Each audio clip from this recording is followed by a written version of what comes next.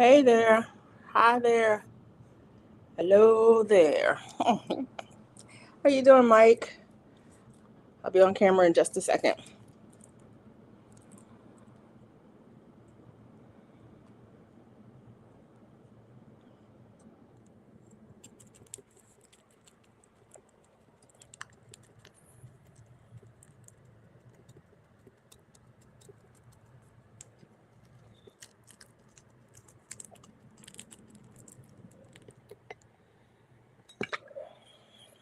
So how's your day going?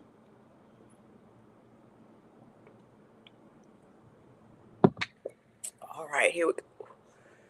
Hey, G2 Junior, how are you? It's good to see you. Thanks for being here.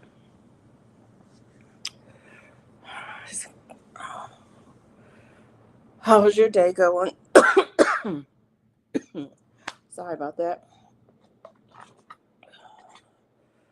Hey, Mike. It's been a Monday, all day, but yeah, it's been a Monday all day. Some friends of mine who will remain nameless started blowing up my phone this morning first thing. It was like 5:30 and I'm like, what is going on? Why are people texting me first thing in the morning? And I was like, oh, it's Monday morning and people have to go to work. I don't feel any kind of way about that. So I was like, I get it, I get it, I get it. And then my children started blowing up my phone today, and I was like, "What is going on?" Uh, no, they want nothing. You know how kids are. Well, maybe you don't. Maybe you don't know how kids are, but oh, I'm sleepy. He said it's supposed to storm. The sun came out to play an hour ago. What? Yeah. It was hot here. It was hot today here today and no rain. And I didn't water today, so I know everything is suffering. I did water late yesterday, so I'll water first thing in the morning tomorrow. But yeah, so I know everything is suffering from lack of water because I did not water today. Oh my goodness, I feel like I'm gonna sneeze. But anyways, I was saying earlier that you know how kids can be sometimes. Sometimes they just want to I think they just want to talk to somebody, and so they'll send a text message, and that's cool with me. I'm absolutely cool with that. If they just want to talk or send a message or send a photo or whatever they're doing, it is cool with me. What are you drinking? I got water, ice water, um, which I love. I love ice water, but I um, I think I'm not supposed to drink it. Not only do I like ice water, I like to chew the ice too. And I know I'm not supposed to do that. Weather for Anchorage. Conditions are fair with a temperature of 66 degrees Fahrenheit. The wind is blowing from the west at 9 miles per hour, and the current humidity is 54%. I got tongue tied there for a minute. um, but yeah, I pay way too much money for these teeth to be crunching on ice.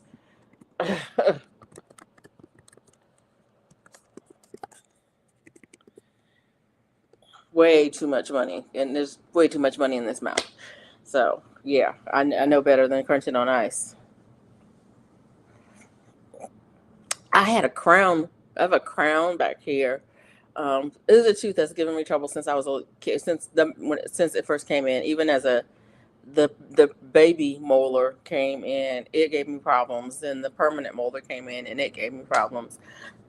And so now it has a crown on it over here, and it came out. I was eating candy, and it's like, you mean I'm gonna have to give up gummy bears?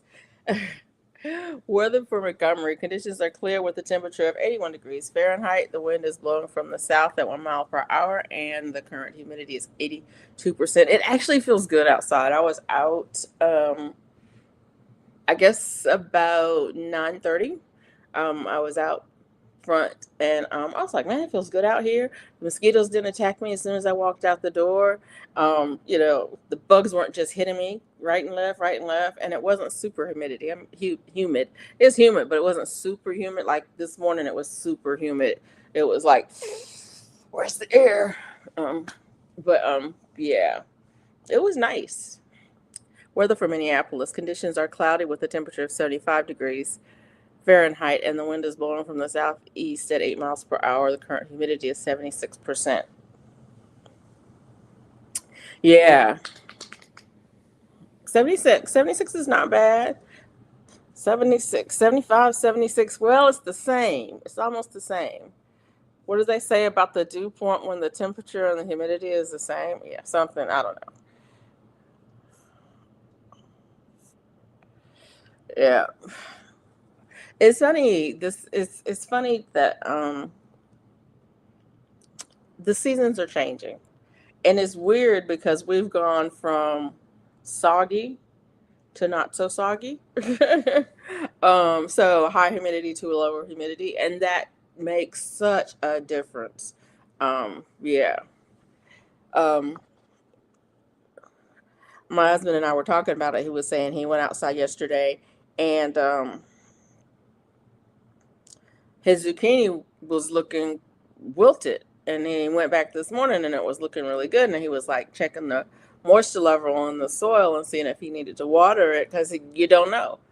Oh, hey, you guys desire for me. You don't know from 1 second to the next. From one day to the next. If the humidity is low and the temperature is up, things are going to dry out super fast. But if the humidity is high and the temperature is up, things are going to dry out, but they might still be hydrated, and so you just don't know. And I was trying to explain to I don't know. I was telling my husband about the difference between some of the differences between the gardeners up north and the gardeners down south.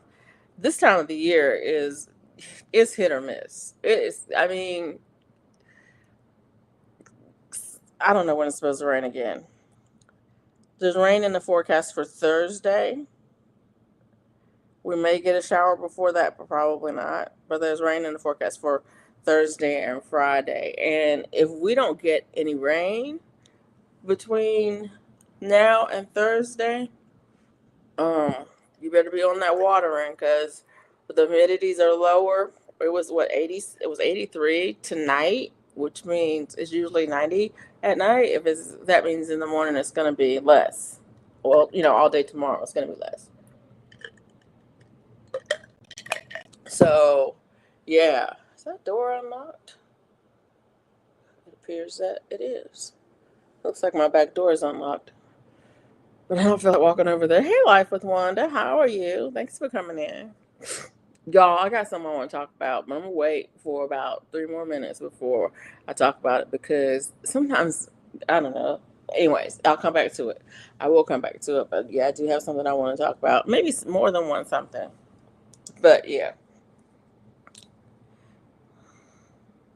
But yeah, my Monday was pretty good. All in all, um, sure it could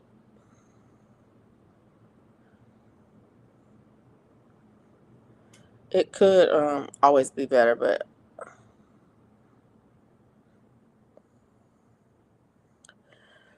I just got distracted by another message. Got some got some news today.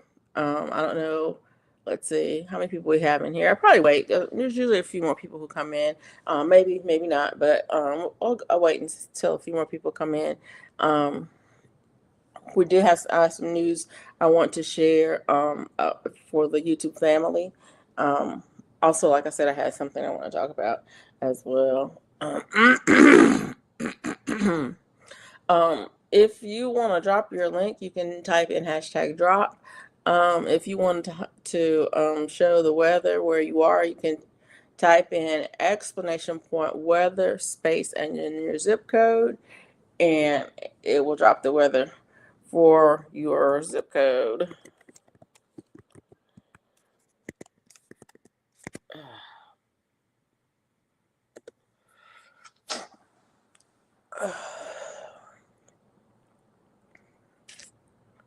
Uh-oh, we both dropped them about the same time.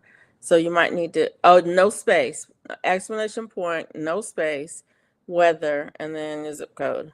Weather for New Bern. Conditions are showers in the vicinity with a temperature of 81 degrees Fahrenheit. The wind is blowing from the northeast at 8 miles per hour, and the current humidity is 87.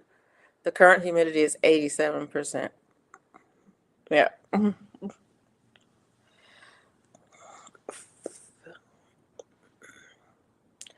Oh, we have a few more people in the bushes. Hey, everybody in the bushes. Thanks for joining in. Um, I was saying if you wanted to drop your link, you can type in hashtag drop. What happens if I type in mine? And it should drop your link to your channel. And oh, I don't know what it'll do.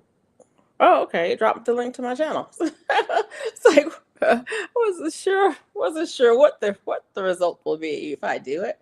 And if you want your weather, you can type in your weather. Um, and Nightbot, if Nightbot is working, Nightbot will try to drop it for you. If there's a problem, just give Nightbot 10 minutes and then try again, or a few minutes. You don't have to give them 10. Give them 2 minutes, and then you can try again. Uh, um, So one of the things I wanted to talk about is AI. Does anybody using AI on a regular basis for anything? And if you are, what are you using it for? I'd be interested to know.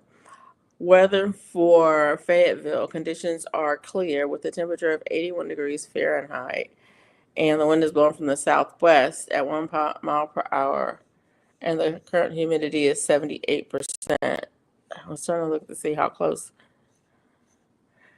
Weather for Cleveland. Conditions are clear with a temperature of 79 degrees Fahrenheit. The wind is blowing from south-southeast at 3 miles per hour, and the current humidity is 91%. Are you from Cleveland? Cleveland, how much? Cleveland, Tennessee? Cleveland, Ohio? Cleveland, yeah. Where? Just asking for a friend. No, you don't have to say if you don't want to, but I think Mama Shirley, what's her name? Shirley OG Gardner. Oh, Cleveland, Mississippi. Okay. Yeah, Shirley OG is in Cleveland, Ohio. I don't know Cleveland, Mississippi, and I should because, well, let's see. Yeah, I should because I worked over there for a minute.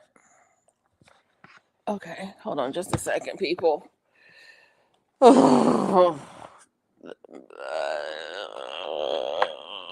Okay, up close and personal. Please, okay, that's the one.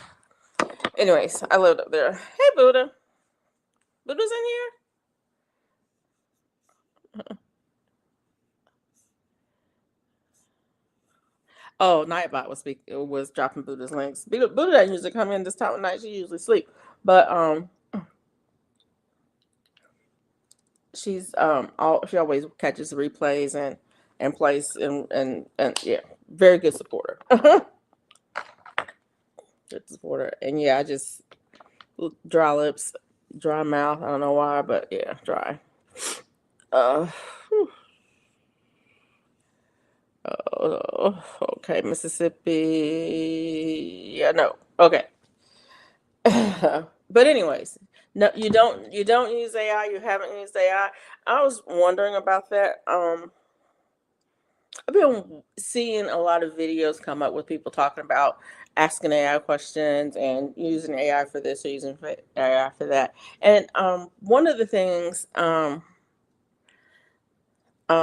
no, she's from Cleveland, Ohio, and I don't know Cleveland, Mississippi. I was in Jackson, but I was working pretty much in the whole state. Like I was centered in Jackson, but I worked up Oxford, I think. I don't know. I'm getting my directions all mixed up. But I worked there and then I went down there and down there too. So it's like the answers come from us though. Okay. Okay. Yeah, so there's several out there, and I have not used ChatGPT, so I'm really not familiar with it. But it's interesting because I have used one. There's one called Perplexity that I have used, and I enjoy using it. But I remind myself that, like anything else, there are people behind it. You say it's AI, but there are people behind it, and so the biases and prejudices that the people have who are behind it, they can't program that out. Not only that, they actually program in some biases. So, for example, if you looked up um, treatment for, I used it once to write an appeal letter. Okay. If you looked up what's the treatment for and give an illness, the chances are it's going to give you the treatment based on modern medicine, because that's the bias. That's the bias. The bias says modern medicine first, and if it does give you anything out of folk medicine, it'll give you treatments out of folk medicine or naturopath medicine. It'll give you options out of that have medical documentation. Y'all see where I'm going? And then if it gives you any anecdotal information, it'll give you anecdotal information from certain publications or certain um, kinds of people, right? And so it doesn't really matter what your question is. If I mean, that would be a simple question. What is the treatment for migraine headaches? Boom, right? What is the treatment for migraine headaches? It will probably tell you the standard medical treatment first, and then it might tell you a naturopath or folk medicine second after that. But even those, it may only tell you ones that are okay. It would only tell you the ones that are, that there's actually research to back it up. And then maybe they'll tell you some others and say they're anecdotal or something like that. So there's like a whole category, a whole stepping stone way of which information floats to the top, and the whole sea of all of the information, which information floats to the top. Anyway, I said all that to say that people forget that people are behind AI, even though it learns, and even though it gets better and all of those things. It still was programmed by people, and so therefore it's going to have flaws that people have. It's going to have biases that people have. It's going to be skewed one way or another to the people who were responsible for it. So that's the one thing I had to say. The second thing I wanted to talk about, and that's just my opinion on AI. There is one called Perplexity, and I use it to ask questions about things that I don't know, or that I think I might know the answer to, but I'm not sure, and I'm going to check it out. Like, what makes a beta alpha cucumber special, right? Or not special, but unique, you know. And so I'll ask a question like that.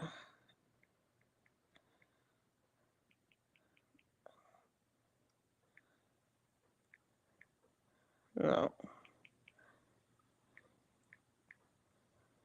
it's it's doing a spell check on me.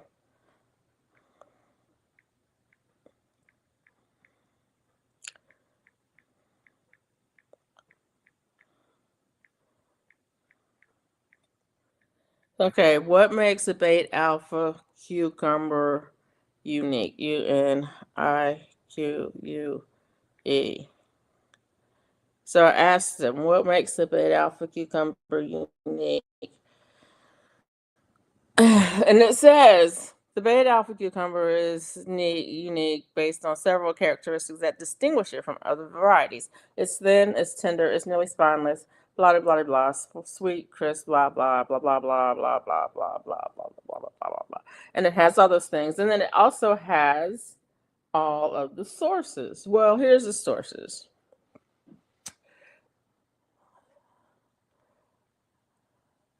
The number one source, M.I. Gardner.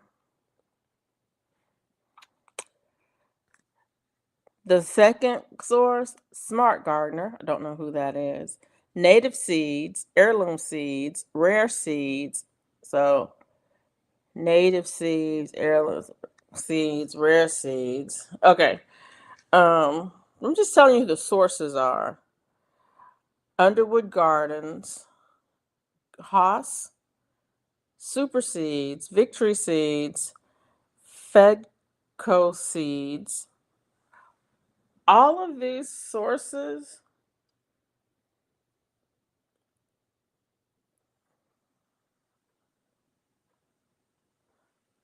except, wait a minute, hold on. All of them. All of these sources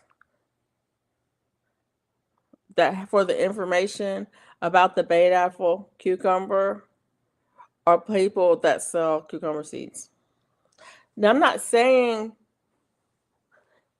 that the information will be biased, but why wouldn't it give us information from, why wouldn't this AI pull from information from the where it was produced? You know, how it was produced, you know what I'm saying? Who did it and what did they do or whatever. None of that information is in here. It tells about it, but and I'm just saying those were the sources for all of the information that came up that tells why it's unique. But all of those were seed sellers. Now I'm not saying that they don't have some research in what they do, because they probably do. But yeah, and so yeah, when you ask a question, AI is just that. It's a glorified Google. But then other thing about it is, I didn't ask it for um sources that were related to research. So if I go back and ask about research, no, what makes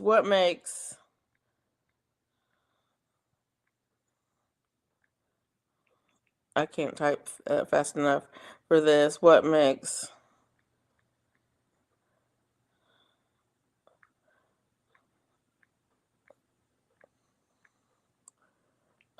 oh, anyways, let me see. Hey, Jack. Hey, New Beginnings. How are y'all? Thanks for being here.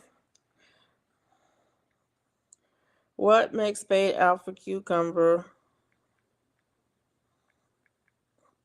unique? Limit to academic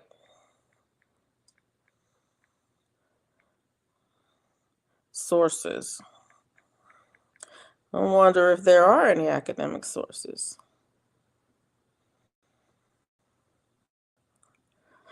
Let's look at the sources.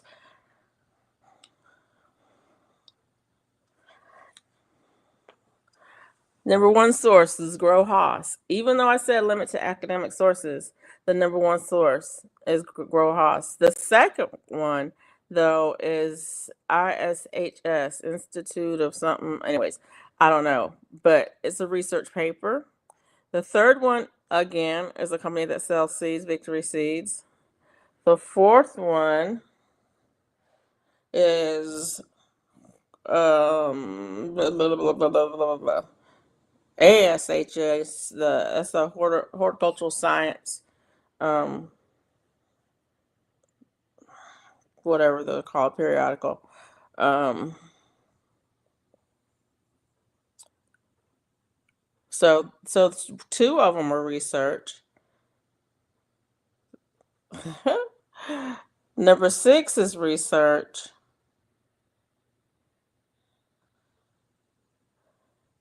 Number 8 is National Institutes of Health is research. Oh, My alma mater. Number 10 is North Carolina State University. More and more, actually, there are more references now. And most of the references after number 10 are like 10 to 17 are all um, are all research. And so here's the thing. When I asked the question, it gave me an answer. When I asked the question and said, please limit it to academic sources, I got a, an answer that was very similar to the it was very similar to the same answer, but the sources were different. Instead of the information coming from seed companies, and I'm not saying there's anything wrong with seed companies, but instead of the information about the beta alpha cucumber coming from the people selling it, it's coming from the people, what's been developed about it, what science has to say about it. Because I asked the question, what's unique about it? My point being is that AI is a glorified Google, but it can be more than that. And what I'm saying is that if you ask the question the right way, if you ask the right question in the right way, then you can get an answer that you couldn't get from Google. There's no way to type it into Google and get the answer. And so you may come closer to getting what you want, simply by limiting the sources. Now, there's other things that you can do with it as well. I have been using it lately to pull together some information about something I don't know anything about. I'm trying to learn about it. And so I'm limiting my information to certain sources. Like I don't want anything from Reddit for this right now. I mean, I may come back to Reddit later, but right now I don't want anything from Reddit. So I'm like, eliminate Reddit from from the source material. And then I don't want any YouTube or anything like that. And that's my point. That's just taking it one step further. So that's what I found when I was writing my letter. I had to enter specific points I wanted to cover. Yeah, so you can go on like Chat GPT or other others. I think there's like 20 or more of them out there that you can use. But you can go and you can ask them to write you a letter for this that contains this and this, and shows this and this, and it'll do it. But you don't want to ever take that letter and use it verbatim. You want to make it yours. Sadly, a lot of AI is not factual like Wikipedia. It says no one lives in my village. I changed the info and it just changes it back. Oh, is there no way to give feedback to the AI? Wikipedia lies. That's what I used to tell my kids all the time when they were in school, and they were like, "Mom, I need to do something." Da, da, da, da. I'm like, "Don't use Wikipedia," and they're like, "Why?" I'm like, "Wikipedia lies." Wikipedia lies. Yeah, you. The points are really good. I used AI to pull up some points that I was needing when we were trying to write. Um, we're trying to figure out some, um, what do you call them, bylaws for an organization that I'm in. And I pulled up some in there, and it was, some really good examples of what that would look like. And so that was good. But I also pulled some examples from a couple friends of mine who run um, nonprofits. And so I was able to, compare and contrast that, the language, how it was written, and that kind of stuff. And so that was really good. It was useful for that. Um, the thing about AI that gets me is I worked, I worked, y'all don't know, but some of y'all know I worked for the federal government for 37 years. And we had access to a lot of literature, a lot of the periodicals and the journals and things like that. We had, we had access to it. And so I used Google Scholar for a lot of years. I was one of the early adopters when it came to Google, and when Google Scholar came out, we had because we had access to that. We didn't have to pay or whatever. Um, we had access to it.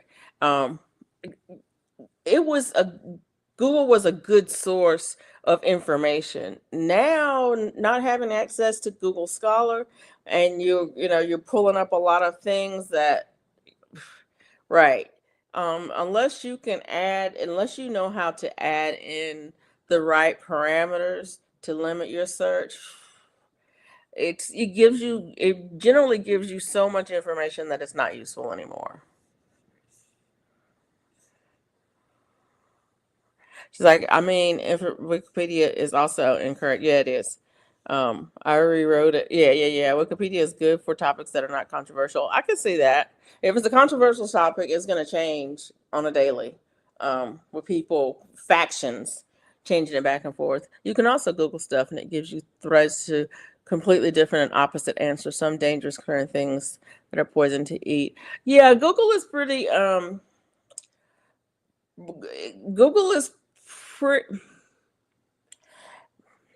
Google is pretty mainstream when it comes to the answers that you get about health. It's pretty mainstream. If there's something that's not typically preached by mainstream, I mean, yeah, if there's something that's not typically preached by mainstream, you may find it in Google, but you won't have to look hard for it. The mainstream stuff is going to float to the top every time. Um, I worked at a VAMC for 27 years. It was a decent job. Okay, VA, Veterans Medical Center. Yeah, yeah. There's nothing wrong with my job. I enjoyed my job at work. My job, I'm retired from it now. But I was just saying, working there, we had access to Google Scholar, and with Google Scholar, you could, get more stuff. You were had the If you regularly Googled it, it would come up. But if you had Google Scholar and you were had the membership to it, then you also had access to it. So you didn't have to go to, a library or someplace like that in order to get access to them. You already had access to it, or through whatever through the document search thing is. I don't know what it's called, but yeah. Wikipedia is woke and has changed historical facts too. Wikipedia might think they're woke, but they're not at all. Uh, but the words gotten taken over, and the definition has been rewritten. Because woke used to mean uh, educated about particular topics. Now, woke means not educated. I don't know what it means now. Anyways, I used to be a rationalist. Now I'm an imperialist. I don't know what the difference is. Oh, other thing. 8 million souls in the building. I wanted to say, y'all, please pray for Auntie Ellen's family. Auntie Ellen's family. I got an email message from her today, and her great granddaughter. Um, Maybe I shouldn't give out too much information, but anyways, pray for her and her great granddaughter and her family. Please. Auntie Ellen is a wonderful person. We love her, and she's going through something right now with her family. So can y'all please pray for her? Um, that was one of the many messages that I got today. So yeah, yeah. So far, I think everything is stable, but they're not. Yeah. Anyways, please, please pray for Auntie Ellen, her great granddaughter, and the family. Thank you, thank you, thank you, thank you. Anyways, I wanted to get that in when we had pretty much the most people in, and then the other thing I wanted to talk to y'all about. Um, I was watching a video the other day and there was a guy, and he was talking about juicing. And he was talking about his daily juice, and it was like lemon juice, apple cider vinegar with the mother, and water. I don't know what else was in it. Anyways, he was talking about it. He was telling what it was in it, and then he goes, "Oh yeah, make sure you use um seedless fruit. Whenever you're using fruit for your juices, make sure you use seedless fruit. I mean seeded fruit. I'm sorry. Make sure you use seeded fruit. Whatever you're making juices for, make sure you use seeded fruit." Okay.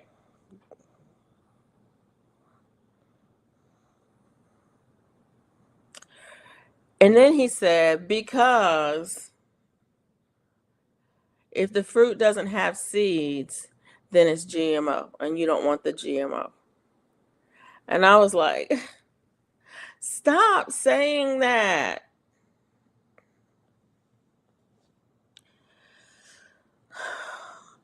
The vast majority of commonly seedless fruits, such as grapes, watermelons, oranges, and bananas, are not genetically modified. But you know what is genetic modified? I'm gonna because I jump right over to, they're not genetically modified, and I think it's people don't understand the difference between genetic modification and genetic um and genetics. You know what I'm saying? There's genetics, and we do kinds of things that are genetics all the time, but genetic modification is a whole different thing done on a molecular cellular level. We're not just talking about crossing things and controlled crosses and selecting characteristics. We're not talking about selecting characteristics that a plant has to make it have more and more of that characteristic. Selecting the sweeter grapes to breed so that the next grapes come out sweeter, and yeah, getting rid of the ones that are more tart, or adding more tartness into the apple, and getting rid of more of the sweet and those kinds of things. We're not talking about that when you're talking about GM. Oh, and this is interesting because I'm in Alabama, y'all, and so and I'm also a scientist. I have a M. No, I don't have an M. I have a B. I have a BS, and y'all know what BS stands for. Bull stuff. Anyways, so I have a BS behind my degree. That means the S means science. Yeah, in case y'all didn't know, that S, if you have a BA, the A means art. Well, I have a BS, and the S means science. And so I just wanted y'all to understand that I'm a nerd. Anyways, uh, the study. Y'all heard of George Washington Carver, right? Peanuts, Tuskegee, Alabama. I'm from Alabama. B, yeah, bachelor. Uh-huh. But I'm not a bachelor anymore. So, well, no. So I used to be a bachelor. Anyways, but y'all heard of Tuskegee University? See, I'm in Alabama. Tuskegee University, George Washington Carver. What does that have to do with GMO? The experiment they were doing is they were taking insect protein and injecting it into the genetic structure of peanuts, so that the peanuts would have more protein, and it would be a help for starving peoples, where people were having issues getting enough protein in their diet. That insect protein, and it was successful. It was successful. That is genetic modification, when they actually took genetic material from an animal and put it into genetic material from a plant to change the characteristics of that plant. That's genetic modified at the gene level. Modified at the gene level. Y'all understand what I'm saying? I know I had to pull some history in it because I'm that person.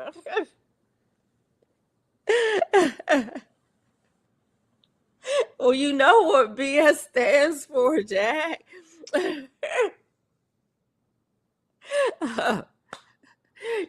BS is bull stuff, and MS is more stuff, and PhD is piled higher and deeper. That's what they stand for. So yeah.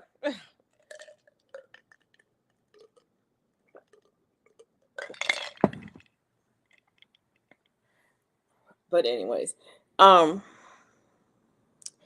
but the other thing is there are some foods that are most definitely GMO.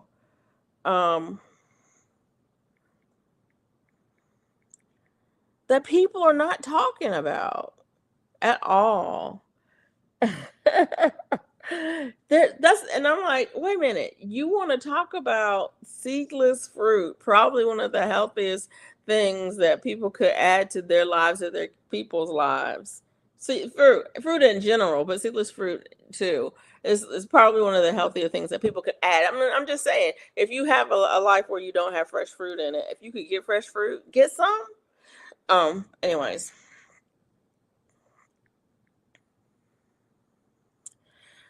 So, what do you think some of the most common GMO foods are? I'm tell you the other GMO, a couple of the other GMO things that I've been aware of because see, my degree is in forestry, y'all, and so of course, yeah, GMO foods don't bother me either, but but they bother some people, and they want to scare people to making it bother them. And so there are only a few GMO kind of foods that I don't want, but and we'll talk about that later too. But anyways, but some of the more common GMO foods that I don't eat, um, corn that I try not to eat very much of. Not that I don't all the time, but corn. You can get non-GMO corn. You have to look for it. Um, but yeah, soybeans. And let me tell you about soybeans. But anyway, we'll talk. We'll go on that. Soybeans, canola, which is not a real thing. They made it's a made up name. It's actually called WRAPE seed. I think we can't say what it's really called, but we'll call it canola oil. Um, cotton, cottonseed oil, cotton, and some more. Sugar beets, alfalfa, papaya, potatoes, apples, and summer squash. So, anyways,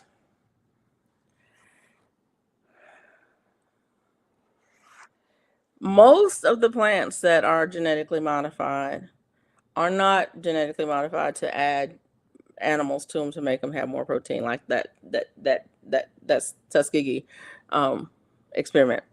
No, most of them are modified to make them more resistant to pesticides and herbicides. Um, yeah, pesticides or herbicides or pests. Like they made cotton so that it will be resistant to the boll weevil because of that. Um, that might that may have taken some genetic modification to do that. I don't know, but for sure, I do know with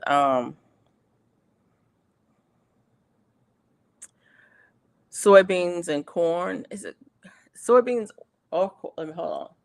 With soybeans, um, and corn. Yes, true. Um, they modified corn to be resistant to Roundup years ago. Years ago, like maybe 25, 30 years ago. It's been a long time ago when they did that. But they also modified soybean to be resistant to dicamba. And the thing about that is they modified it, then they patented it. Then they had a monopoly on the seeds because they had a patent on it. No one else could get the seed for it, but nobody else could use anything else because if I got Roundup Ready corn and you don't, I spray Roundup, your corn's gonna die. So then it behooves you to have Roundup Ready corn too, because you know I'm going to spray mine and it's going to kill some or all of your crop. And so basically it gave them a monopoly on corn seed. Nobody was using anything. If anybody was using anything in the county that was the GMO corn, then everybody was using it because the non-users couldn't grow anything, right? Same thing with dicamba ready soybean. Um, this is dicamba ready. You can only get it from us. We have a patent on it. If you can still get the other soybean, but we're going to spray our crops, that kind of thing. And it's kind of weird because you would have thought that there would have been a lot of lawsuits, and there might have been, because I didn't really follow it that closely. But that corn and soybean are two that are highly modified. And here's the deal. I worked with the guy who grew soybean in the Delta of Arkansas. Is it Arkansas? Is it Mississippi and then Arkansas? See, I don't know my geography. But right there where you go, you're in the Delta, Mississippi Delta area, and then you go across anyways. He grew soybean right across the line between Alabama. I mean, between wherever it was, somewhere. See, that I can't. I think it's Mississippi, between Mississippi and Arkansas, I think is what it is. But anyways, he's like, I'll never eat another soybean. And I think it's funny to me. I think it's funny how if for people who work in the industry are like, you can't pay me to eat that. I know how the sausage was made. But yeah. The funny thing is, Jack, is that soybean is in a lot of products that you don't even know. I was looking on I was in the store, and we used to buy, when the kids were here, we used to buy Bisquick. Bisquick. Is that what it's called? Bisquick. We would buy Bisquick. We would keep it in the house because it's a quick and easy. It's got a pancake recipe on the back, it's got a biscuit recipe on the back, and it's got a strawberry shortcake recipe on the back. So I mean, the boys at a certain age could make it. And so we always kept some in the house for that reason. They can make their own pancakes. It was easy breezy. And then you could use the mix for other stuff. You could use it to bread stuff, to fry it and bake it in or whatever. You could use it for casseroles and other stuff. So anyways, I noticed that my husband usually would get the big box from Costco, and he came in with like a smaller box from Publix, and he's like, I forgot to get it at Costco. I got it at Publix instead until I can get over there. And I looked at the box, and I noticed that the box was different. I said, I wonder why they changed their formula, because it says contains soy. Long story, man. It took me forever to go around the Horn of Africa to tell y'all that the box change contains soy. Well, the box didn't change. They still have the original. But my point is, see, I just do talking and talking and talking. Anyways, my point is that there's a lot of products that have soy in them that you wouldn't think had soy in them until you look at the label and you read it and you go, oh. And a lot of times it's in the form of soybean oil. You'll look at like a cracker or a cookie or something, and it'll say sugar, and then dextrose. It's like sugar and then another sugar, and it'll go like wheat, and then it'll have vegetable oil, and it'll say one of palm kernel, cottonseed, soybean, corn. It'll have the list. And then if you look off all the way down on the bottom, it'll say contains soy ingredients. So yeah. I made hush puppies today, so I could give them to my dog and say hush puppy. I learned how to roll hush puppies when I worked in Florida. It's funny because a lot of people don't roll them. A lot of people drop them. But I learned how to roll them, and I was like, oh, so that's how they get them to all look just like that. I'm not good at it. Mine didn't all come out the same size, but yeah, that part. So Darthik says I'm trying to look at labels before I buy. I look at labels quite a bit before I buy because I have a sensitivity to soy. I'm not allergic to it, and it's not, it's not deathly or anything like that. But if I get too much in my diet, I can tell the difference, and so I try to limit how much soy I have. And so things that I eat on a regular basis, I try to get the one that doesn't have soy in it. That's why that's like why I don't use mayonnaise. Mayonnaise either has soybean oil or canola oil, or sometimes both in it, and it's like, really, that's all you could find to make the mayo with? Come on. And I like mayonnaise. I do like mayonnaise, but when I gave up soy, I had to give it up. I gotta say hush puppy to my dog about 20 times. My hound liked her hush puppies.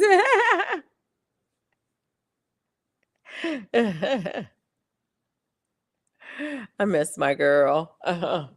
She loved people food. She loved human food, but she rarely got it. I just made it a habit to not give her, unless I made food for her, and sometimes I would make food for her because she did like it quite a bit, and it probably was healthier than the kibble. I just never got around to doing it all the time, but yeah, she would wait.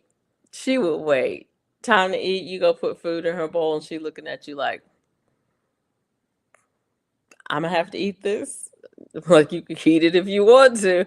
And sometimes she would just wait me out. She would just go sit down, go do something else, and you like, you about to starve. And eventually, I would turn the light off, like, I'm going to bed, and she would go over there and eat in the dark. I was like, you are so crazy. I love hounds. I love that deep R that they do. I just love it. Um, and they're so funny. I mean, just their energy is funny.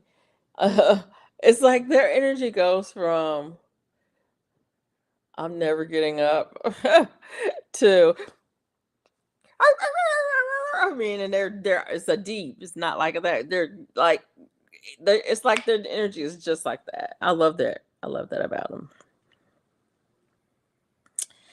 Yeah. I miss my girl, y'all. I miss my girl.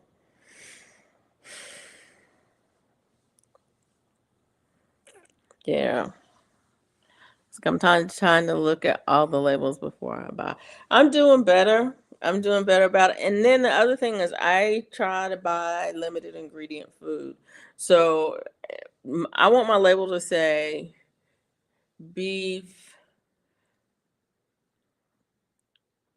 and that's all. Or chicken, and that's all. I mean, the chicken almost always has some saline or something in it, some water or something in it. But you know what I'm saying? I guess sometimes can we just get beef, pork?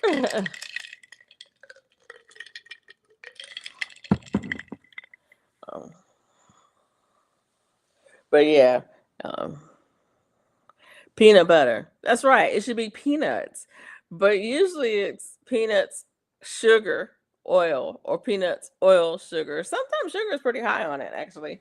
On peanut butter. You have to can we get a non-sweetened a no sugar peanut butter, please? And thank you. Can we get a no added oil peanut butter? Thank you. There was a oh my God. Do y'all remember? I don't know if any of you guys have ever lived in Atlanta, but do you remember Harry's farmers market? There was two. There was one downtown and there was one out Satellite Boulevard area. Jif might as well have Jif might as well have clickety clack clack in it. But but yeah, I don't know if any of y'all remember Harris Farmers Market. Now they have the big whatever it is, DeKalb County or something. I forget what it is, the big one there. But anyways, they had one um on the northeast side called Harry's, and I used to love to go out there because one, it was kind of on my way. when I would drive to certain parts of when I would, when I was, I guess I was living, when I was living in South Carolina, it was on my way home. When I would leave downtown Atlanta, I would go out 85 North, and it was off of 85 North. And anyway, so um, I used to love to stop there. They were the best. I love that farmer's market, and I still love a good farmer's market. I'm not lying, but that farmer's market had everything that you could want, and you could get stuff that has single ingredients. Like you could go and get your peanut butter. Now I know there are places that do it now, but you could go and get your fresh roasted peanuts and take them over and have them ground into peanut butter and packaged up for you to take home. It was so good.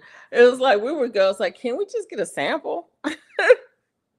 And yes, you could get a sample. I remember times in Key West when I wanted a dog, it was not good for business. If I stayed in that business, I would have gotten a dog. Yeah.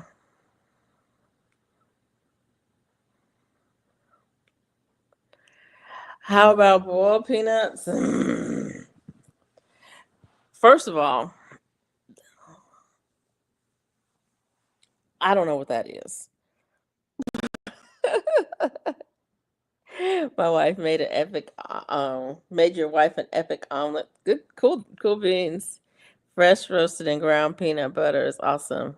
I gotta get some now. I know there's a place in, I want to say in Mobile. Y'all, I have been too many places. I think it's in Mobile. That means I should go back. Yeah, I haven't been to Mobile in a minute. But there's a place in Mobile that has fresh roasted peanuts. Like you walk down the street and you're like,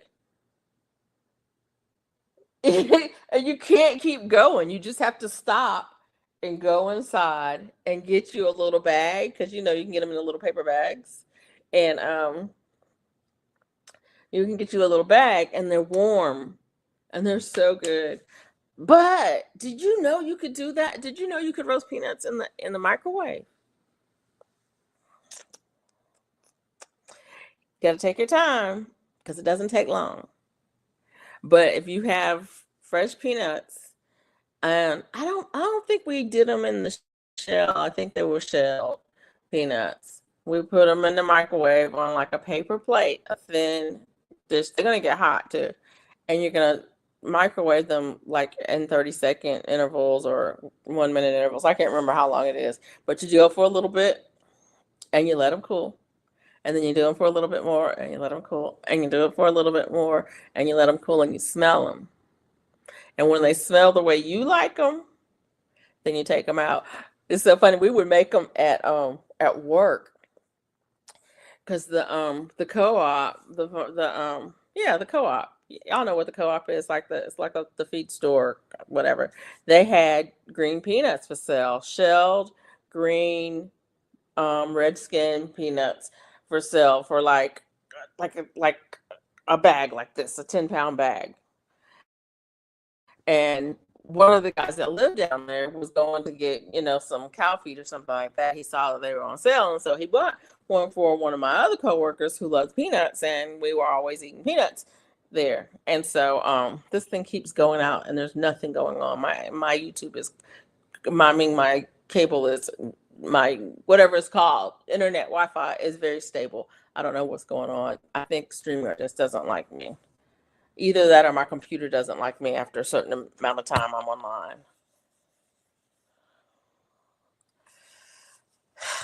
Anyways, long story short, it was like, how are we gonna cook them? And it was like in the microwave. I was like, you can roast them in the microwave? Who knew? I mean, I had done it on a campfire before, and I've done it in the oven before, in a toaster oven, but never the microwave. I guess you probably could do it in the air fryer too if you know what you're doing.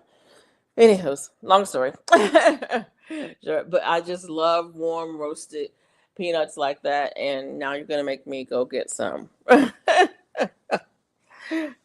It was funny when I was in forestry school. One of my professors had salted in the shell peanuts in class every well, it was a Tuesday, Thursday, 100-minute class. So yeah, every Tuesday and Thursday. You walk in his room. It was my men's class, which is force measurements. Um, anyway, you would walk in class, and there will be a box on the desk of peanuts, salted in the shell peanuts, and you were welcome to get as many as you wanted. Um, and then there was a box by the door on the floor that had old tests in them. And you were welcome to get as many of those as you wanted as well. And you would be advised to get as many of those as you could work through, because that's how you were going to learn the information. And the professor, we called him Doc. Everybody just called him Doc, because he was had a doctorate in force measurements. And so we called him Doc. Okay, yeah. But anyway, so but that was the thing. We would sit in his class, we would eat salted in the shell peanuts and not make a mess, because we weren't allowed to make a mess, and learn force measurements or not. We'd be working problems. That's what we'd be doing, working problems. And he'd be showing us stuff, and we're like, Doc, we're lost. And he was like, yeah, I might have skipped a step or two. He erased it. Was when you had blackboards or green boards with erasers, and he would erase it, and he had chalk. No whiteboards, people. He had chalk, and he was writing with chalk, and he was doing these long equations and putting stuff in there. And it was like, Doc, we're lost. And he was like, I'm going to skip the step. And he erased it. He go back. Y'all get it from here. Did you get all the way down to here? Okay, let's go through it. And then he would start writing again. And then finally we would say, just forget it. Just forget it. And so we would just start helping each other, trying to learn stuff. It was funny. When I signed up for that class, I went to the student affairs office, and I'm like, I need help. And they're like, well, I'm like, I'm going to need some help. There's no way I'm going to be able to pass this class. Everybody done tell me how hard this class is. I'm going to need some help. And the lady who worked there was the best. She was like the best. The forestry school was, it was really small. It was a small knit community. It was not, I mean, it was just a few people. Yes. Chalkboards. Yes. That's what we called them. Chalkboards, blackboards, green boards, slate boards. But yeah, she was the best. And when I went in, I'm like, I'm going to need some help. And she's like, I got you. I got you. And she gave me a phone number and a name, and I had a tutor. Just like that. And I passed that class with a B. I was happy for that B. Would have been happy for a C. That was one of the classes. We called it, at our school, we called it the C wall, classes that you had to make a C or better in. And then there was we called it the C wall, but then there were other classes that you could make a D or better, and it would be okay. But the ones you had to make a C or better in, that was one of those classes on the C wall, and it was like, I want to be on over the C wall. That's all I'm asking for. And I made a B. I was like, yes. And the funny thing about it is, there's two of those classes. There's two classes with Doc, and they're both men's. One is during the regular semester, and then one is during summer camp, because in forestry school you had to go to summer camp. Summer camp was, I think it was 9 weeks, and it was at a camp. It was literally at a camp, or actually 2 different camps, well, kind of 3 different camps, but it was at a camp in unfinished cabins, literally unfinished cabins. I mean, we had walls and we had floors, and walls and we had floors, and we had doors and windows. Yeah, walls, floors, doors, windows, and a roof. We had a roof too.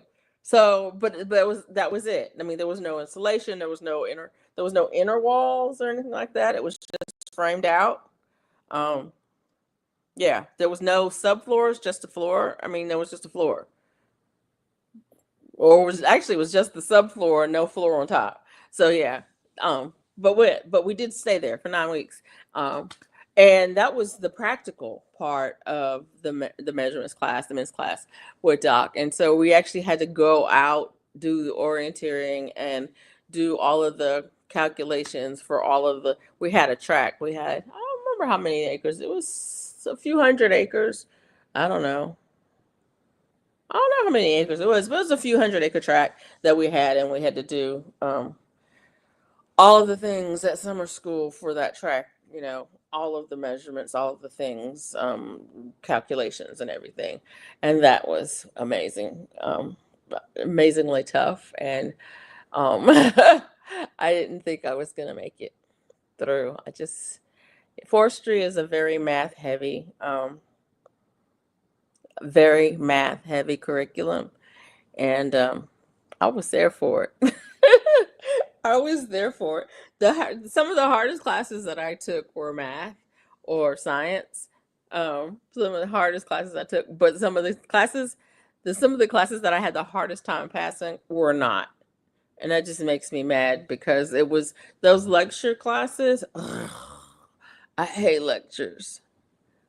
If there's not an equation or something to solve, a problem to solve, or I need a problem to solve. I don't want your opinion about nothing. I was a B student. A's are un-American. A's are very American. What's wrong with you? I was an A, B, C, D, E, F, I. Okay, not quite. I didn't get any incompletes while I was in school. I might have got an F though. Well, we didn't have E's and F's. We had A, B, C, D's, and F's. So, um, but yeah, I was one of those students. I was mostly an A, B student and a see your way out of here student, and a D if it don't count for nothing student. Okay, yeah. I passed with honors. I graduated. Thank you, Lottie. I don't remember what it says on my. I don't even remember what it says on my degree. All I remember is I went to the student affairs office and I'm like, "Am I going to graduate?" Because I don't want my parents to come up here if I'm not going to graduate. Did I get everything covered? Did I do all the things? Do I owe anybody any money? Do I, whatever? I need all of the things. And so I was told that I indeed was going to graduate. I'm like, yes, my mom and dad could come and see my uncle because my uncle just lived right up the road. It's like they get to come and visit my uncle. That'll be cool. I mean, come and see me. No, come and visit my uncle because guess who didn't go to graduation? Anyways, I should have stayed in the business, but I was getting too close to some of the clients. What they what did they want me to do back then? Yeah, that part. I was nearly a straight A student, but I really like slacking off, so I got two B's. Oh well, can't take a time machine back and fix that. Yeah. Here's the problem that I had with school. I was mostly an A B student, mostly a B student in college. I was a A student in high school and a B student in college, mostly. But here's the thing. I relied on a very good memory to get me through high school, and it was too much information in college. And so I actually had to learn how to learn. Luckily, I had two professors who liked teaching how to learn. He really liked teaching people how to learn. And so, um, before I got too far in my career in college, I figured out I needed to get myself together, or I was not going to make it to the end. And making it to the end was not an option. I was going to make it through the end, so I had to get myself together. And so that's kind of the problem that I had. I had to learn in college, where most people learned it in elementary school. But I just had a good memory, so I showed up for elementary school, primary, elementary, junior high, the whole nine. I showed up, and if I showed up, I got an A, and that was all I had to do. When I got to college, that showing up was not enough. I had to show up and take notes and rewrite the notes and study the notes in order to make a B. And if I wanted to make an A, I had to do something above and beyond that. And so, yeah, I learned that really good. really. Darth said, Jack, you're an onion peeling off your layers. Oh, but yeah, so that's why I was an A student in high school and a B student in college because I didn't know how to learn. Um, but I'm also that person. I'm very, very curious and I want to learn. I want to know new things. And so I love being exposed to new things. And so I was all about it. I was all about it. And I still am. I'm still all about that. Trying something new, learning something different. In fact, today I was like, I wonder if I can get a teacher for that. It's like, I know I can, but can I make myself go? Oh yeah, the story about why I didn't go to my college graduation. I did and I didn't go. I didn't go to the main ceremony. The main ceremony had over 16,000 people in it, and it was at the football stadium, and I just didn't want to be part of the crowd, and so I didn't go to that. But I went to the smaller one that each individual school had. So that the natural resources, the College of Natural Resources had a smaller ceremony for all of the students in that college, and I went to that one. That was the individual one where you got your thing. You weren't going to get your papers or anything at the main big one anyway. You just showed up there, and yeah, it was nice that the governor was there. We had a nice speech and all that stuff and all that. But yeah, I never went to college. Just got jobs and worked. Probably failed by a lot of today's standards. No, I don't know about that. Um, Probably a fail. I wouldn't call it a fail, but that's just me. Y'all know how I am about things. Um, um, when it comes to college, both my kids are in, and maybe they'll graduate. I don't know. Um, I don't know if they'll actually graduate. I think they will. Um, I wanted to raise them so that they would want to go to college. I wanted them to see that college was an option that they should probably take. Um, and so I'm happy that they both decided to take that option because I mean there were other options out there. So GT Junior says I went to a community college for business law. Business law. That's what I should be doing right now. In Alaska, business law is useful. Oh, business law is useful. Yeah. Yeah, I went to the ag school. Um, because if I had gone to the other school, then I would be I would have a liberal arts degree and not a science degree. So I went to the ag school so I could get a science degree. So yeah, I thought about going back to school. I can probably get some. Um, I probably can. Yeah, I probably can get some financial assistance to go back to school, and I thought about doing it, but I can't. Here's the problem that I have. Maybe y'all can tell me about it. What's the point? I mean, I like to learn, and so yeah, I could do that. But there are places that I could go and I could learn stuff for free, and it would cost me. I mean, it just would cost me my time. But so yeah, so I'm like, should I really go back to school, or what's the point? And then the school I want to go to is not close enough. So then I would have to do something. I find school extremely boring. It depends. It depends on the school and what the topic is. There are certain things in school that I find completely boring. Let me turn this. I'm gonna turn this camera off for just a second, guys. Ugh, hold on just a sec.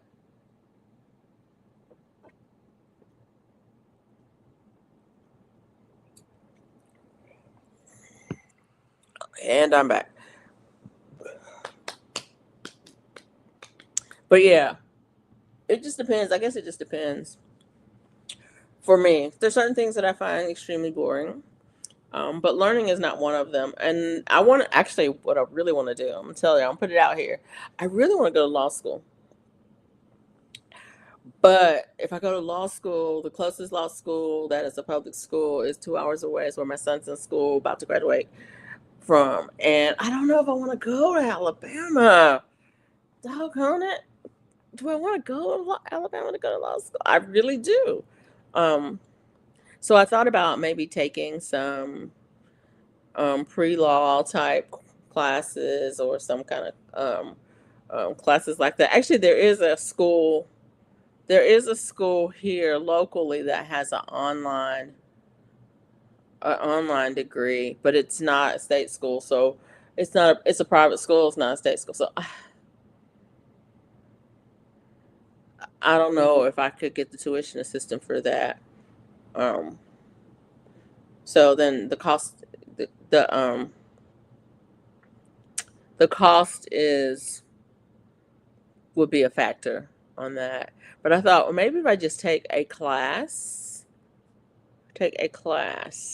and see how I feel about it. And if I decide I don't really want to do it, because see, the other problem I have, y'all, is the time commitment. I can commit to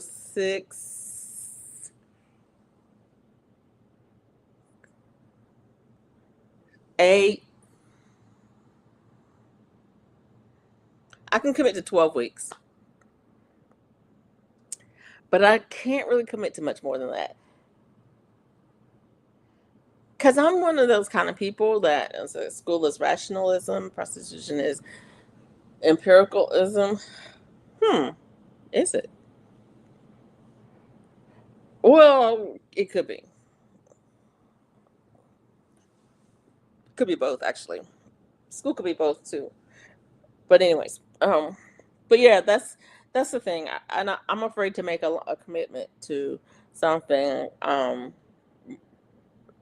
because I'm the kind of person that can like if I get up at tomorrow and say I really want to go to Mobile, I will just get in my car and go.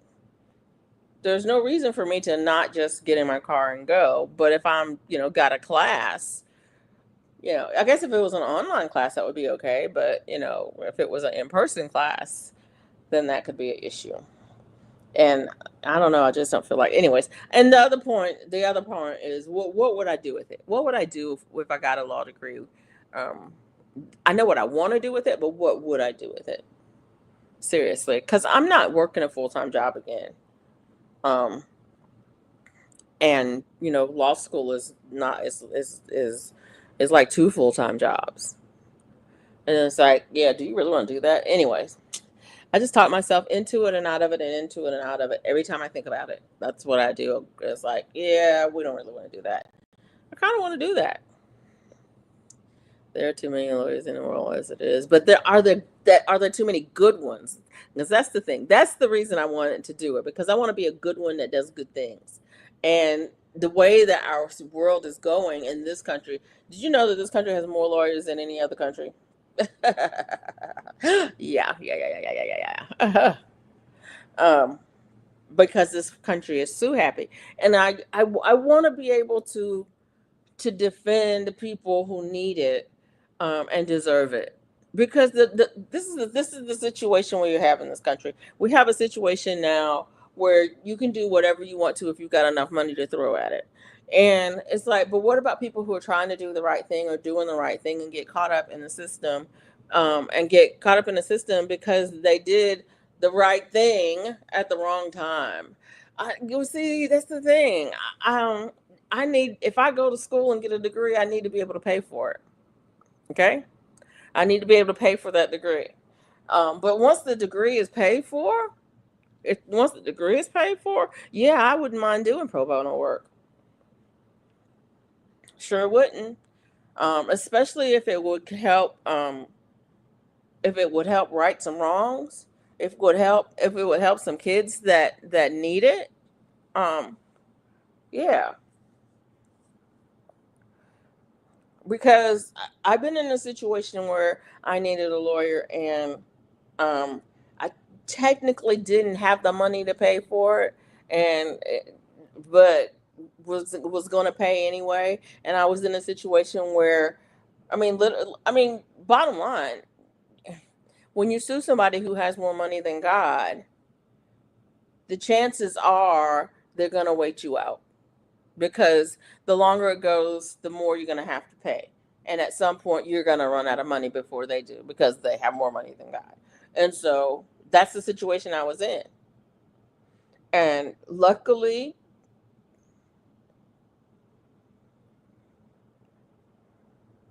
things turned out the right way. But it wasn't through, we ended up getting a lawyer. We ended up paying a retainer fee for a lawyer for a long, long time. And it cost a lot of money. And, um,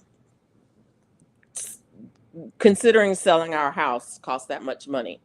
It's like we got to figure out a way to come up with some money, um, because we were not going to be waited out. We decided we weren't going to be waited out, and yeah. Anyways, so if I was the lawyer, kind of lawyer who could help somebody who was in the situation that we were in, and you know, and things turn out the way things turned out for us, yeah, yeah, that would be great. Um, and would I do that? Would I do that work pro bono? Yeah, you could make money as a lawyer, but you could would have to specialize in a certain field. Yeah, yeah, yeah, yeah, yeah. That's the other thing. There's I'm not willing to go. I'm not willing to go to the crossroads for that. Y'all know what I'm talking about. um, and that's the thing. Um, that's another thing. The other thing. The other reason that I want to go to law school is not to be a lawyer, but to know the law. When it comes to a lot of things that, like, people are doing things. For example, being on YouTube and having a quote unquote brand, but having no protection for it. Right now, if somebody wanted to, take my brand, there's probably a way to do it, and I don't know what the law is on that. People can do a lot of things, and that's the other thing. People do a lot of things that are not legal, and they get away with doing the things that are not legal because people don't know that they're not legal. And just recently, a YouTuber got subpoenaed, um, and had to hire lawyers to fight it, and won. But the person who set it up in the first place, um, did something that they weren't supposed to do. You don't need a law degree to understand the law. Yeah, but I need to study the law to understand the law. And if I had to get a law degree, if I went to get a law degree, then I would study the law. I don't know that I could make myself do it on my own. And the funny thing about it is I love reading cases. That was part of my job. When I was working, was reading cases, environmental law cases, but cases, and synthesizing them. My job was to read the case, synthesize it, put it into bullet points, and take it to my boss so that he could know, or she could know, what was relevant from this case to what we're working on at this time. And yeah, it was cool. I enjoyed it. People were like, "You're actually reading that?" I'm like, "Somebody has to, somebody in this office has to read it." And if it's me, I'm okay with that. You actually understand it? Yeah, I do understand it. Um, um, but yeah, and I should. I guess I could pull cases that had to do with things that I'm interested in learning stuff about, and read those cases and understand how what the law is, and how the law works in those areas. So, but yeah, yeah. You can learn a lot of things without going back to school. That's for sure. The thing what going to school does is it gives you, I was gonna say credibility, but it does. It gives you something behind your name, so you can say, "Oh, and I'm telling you this because I graduated from with my, whatever it is, um, it, 5 years ago, and I studied this when I was in school. And at least you have that piece of paper behind your name, so it just gives you kind of a credibility. Um, and you can get more the more experience you get. Only thing a law degree nowadays would give you is a credential, and possibly a way to study the way lawyers think. Yeah, and that's another thing too. One of the things that on my job, one of the things that we did is we went to the federal courthouse during cases, because any cases that we would have been a part of would have gone to the federal courthouse. And so why don't we just go, check out the different judges in the district and see how they handle stuff and that kind of stuff. And so we did. We went and sat in on some cases, and it's interesting because I think back on it. I really enjoyed being there, but the problem is that right about that same time, I got pulled in for jury duty on a federal case, and so here I am sitting in the federal courthouse, listening to a case and thinking, ugh, oh, yeah, that part. The only thing, and what it made me think though? What it made me think was I was so mad at the prosecution. I was so mad at the prosecution because I was like, "Did you not read the charges? Why didn't you ask for this? Why didn't you ask?" This is what I'm thinking in my head. Why didn't you ask for this? Why didn't you ask for this? You didn't even show us this evidence here or this evidence there. If you had just shown us this, we would have known and been able to make a better decision. And it's like, of the information that we needed to have that we didn't have, it's like, ugh. And it's funny. The funny part of that is the reason I was thinking that was because how many times have I had to prepare documents for court where we were in a lawsuit, and I had to prepare documents that said, we've been FOIA'd and da da da da da. And it's like, well, look, if you follow this here, right here, here's the logic. Da, da, da, da, da, da, da, da, da, da, da, da, da, da. This is the logic. 1, 2, 3, 4. Y'all see this? You follow this step by step. It's outlined here step by step. I was the person who had to pull all that information together and put it together. And then the other thing is, sometimes we weren't even in court yet, but it was like potential, and it's like you're building the file so that if we go to court, there is the procedures that you followed. Yeah, and I was also the person who documented the procedures. It's like, this is how I did. This is the analysis that I did over the last 5 years, 7 years, 8 years. This is the analysis that I did over the past 8 years. This is how I did the analysis. These are the steps that I took to get into the analysis. This is the results that I got from getting the analysis. And this is how I used the information from the analysis to get all the way over to here to come up with a recommendation. And that was my job. That was my job, doing the analysis and then documenting the process and then making the recommendations and then projecting what that would be like in 150 years. And that was my job. And every step of it, I am preparing the record.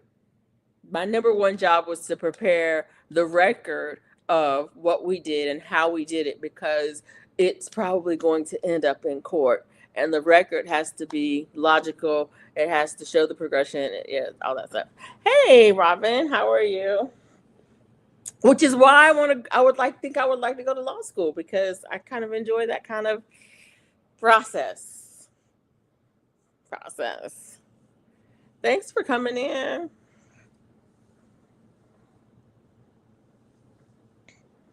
I'm trying to think. Did I talk about all of the things? I did. I talked about the GMO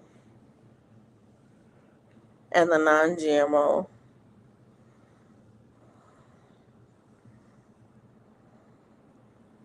It looks like a cucumber seed. That's the only thing. I talked about the AI. Not too bad. How are you? Good, good. When I was little watching Mad, like I wanted to be a lawyer too. I did watch a lot of lawyer shows growing up. What you rather be doing? Reading dusty tomes or running out of a house with no clothes because the wife came home early? Okay, first of all, I don't run around with no clothes on.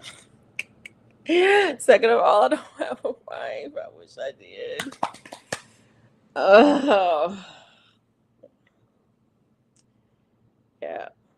I'd be Jack. Let me just tell you. Let me see something. Let me just tell you.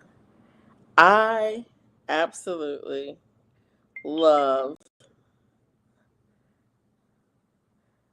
to read.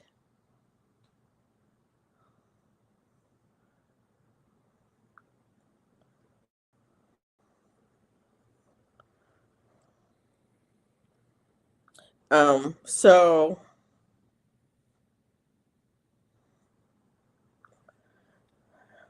I was looking to see how many books I read this week. I don't know how many I've read this week. Um, I've only read 3 books this week because I was what at 39 last week. I'm at 42 this week, so I've only read 3 books this week.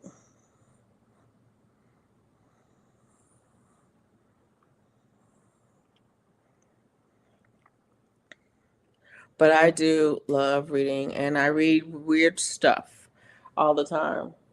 This is a book I just bought from Ollie's Signs and Symbols of the World. I don't know what made me buy this book.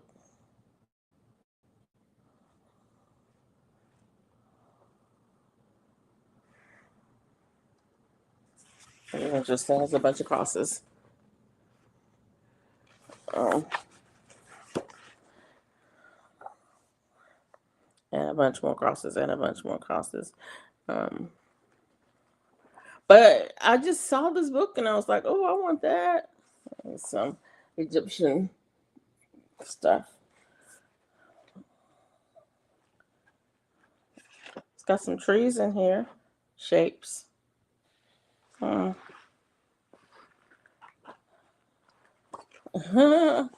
even has some musical notes in here. Um, yeah, I know those too.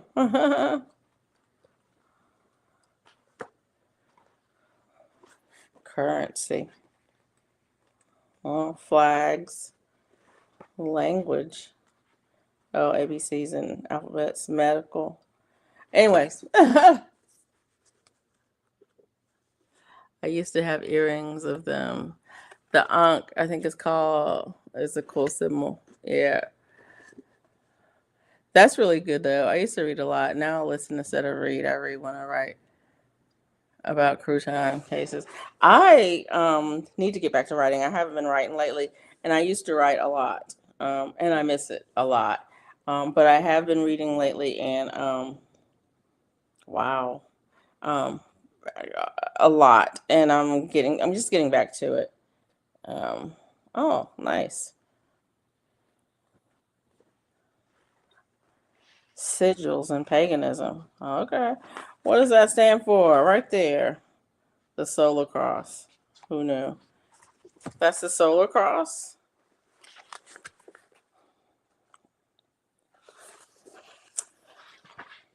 I didn't know it was called a solar cross. I don't know why.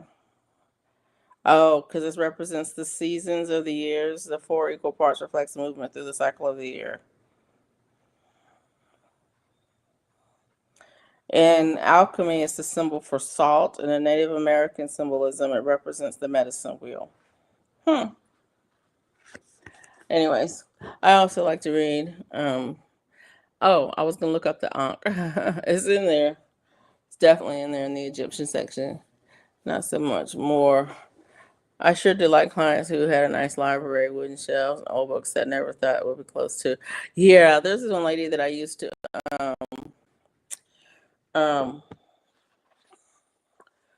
um I loved her house. She used to have things in her house all the time, but she had like her library. Her whole house was like a library. Literally walked in the door of her house, and there was a bookshelf right there. and there's books lined it. And you walk into her dining room, and it was lined. It was a formal dining room. It was lined by books. And then the next room over was a library room, and it was lined by books. I loved going to her house. It was like, ugh, I wish I had a room in my house for books. And the funny thing about it is, even though I say that, um, I have gotten rid of a lot of books. Um, because I just don't have room to store them. And it's like, what am I going to do with it? I'm not going to read them ever again. So yeah, that part. But yeah, I have gotten rid of a lot of books. I think I probably would not have gotten rid of so many books if I had, if I had a room for it. The Ankh is not in here. It might be in here someplace, and I'm just not looking for it. Right, ANABCDE.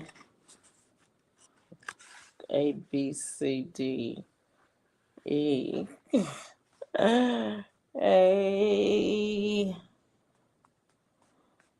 Where is it? It's not in here. It literally is not in here. This is crazy.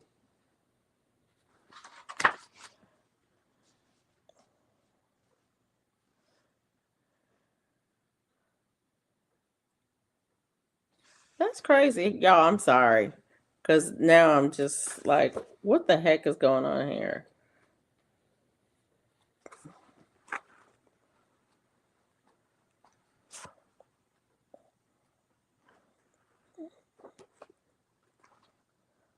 Kanji.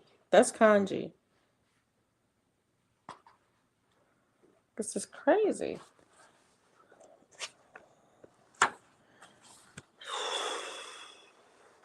There it is right there. It doesn't talk about it specifically, but it is on the page. There it is. Somewhere over here. Where is it? I just saw the thing.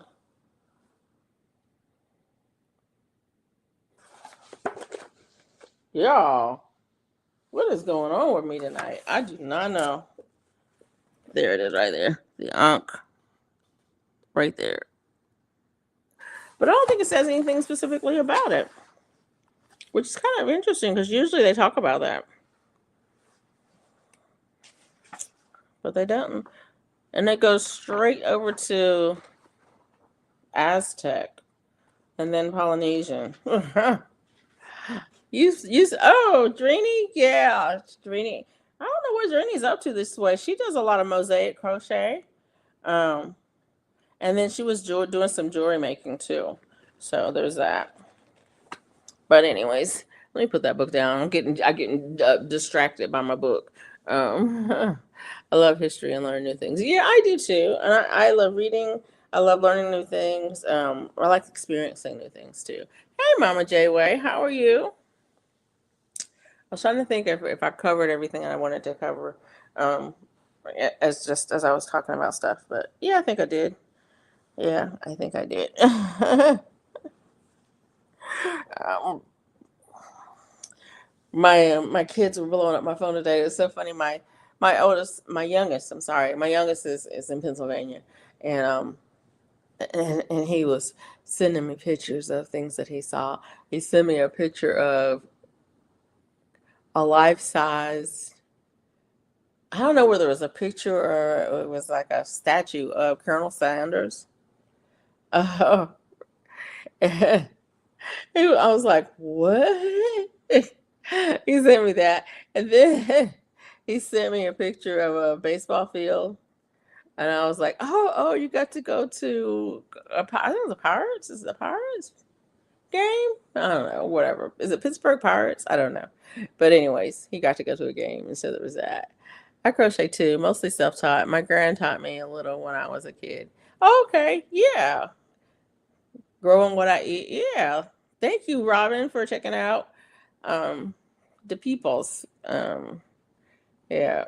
I crochet as well. I haven't crocheted in a minute. Actually, I made a baby blanket not too long ago. I should show y'all a picture of that. Not too long ago. I didn't post any pictures anywhere. I was going to post pictures, but I don't like the pictures. So it was like, yeah, we're not posting that. Um, I didn't like the way the pictures came out. But here's a picture.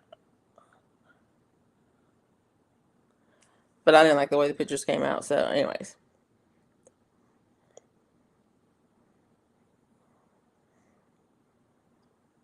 And it's just a baby blanket and two hats with little pom poms on them.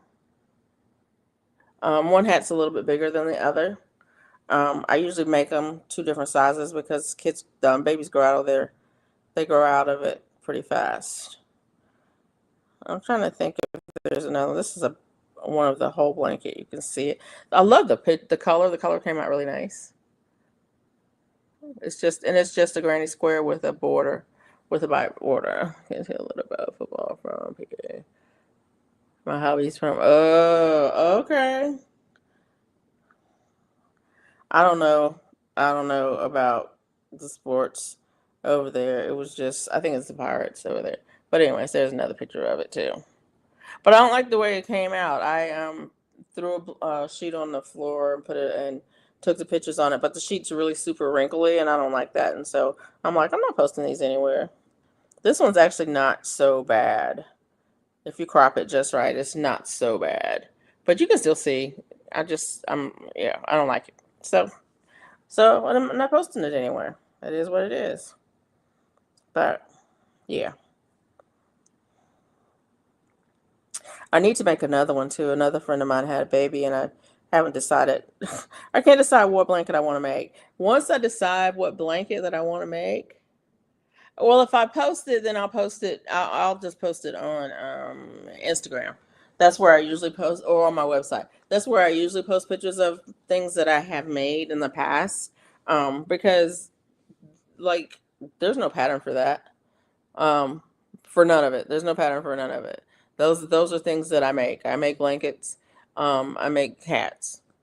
And so there's no pattern for it or anything like that. So if anybody wanted one, I can't make you that exact one because it's a unique one of a kind. Next time I do it, it won't be the same.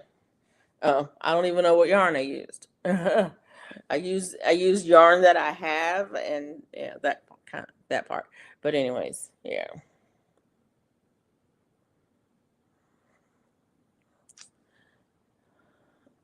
Um, but yeah, I would post it either on Instagram or probably I post it on my own website because I'm kind of sick of posting things on Instagram. They think they own your stuff. Once you post something over there, they think they own the image. Um, and so if I post it on my own website, then I own the image.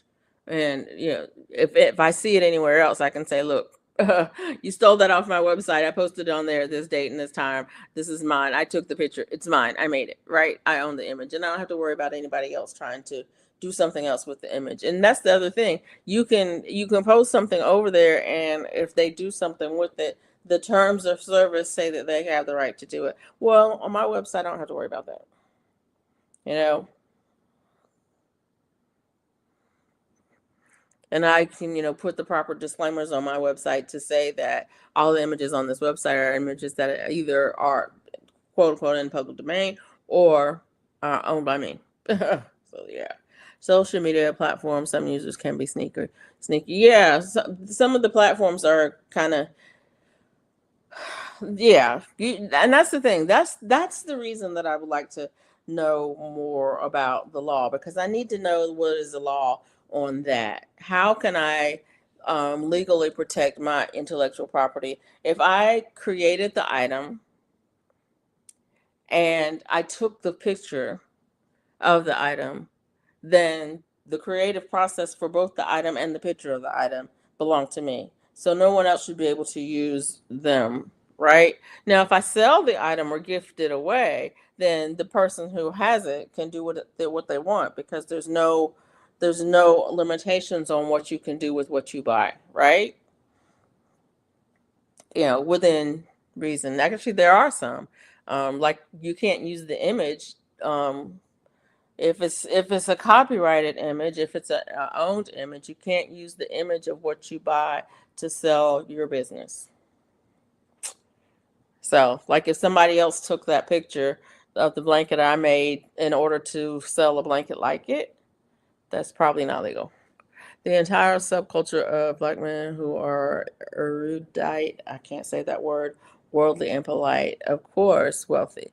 You may say it's gay, but it sure wasn't gay to me.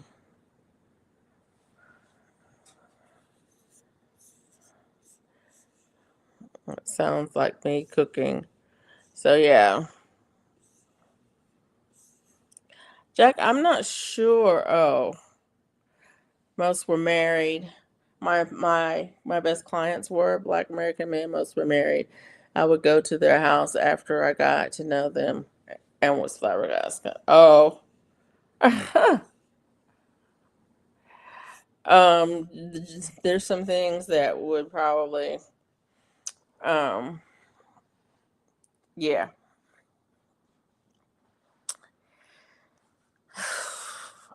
No comment. No comment. Speaking of which, yesterday, because today is now July the 22nd. Yesterday was my anniversary, wedding anniversary. I've been married for 30 years. Yep, 30 years, y'all.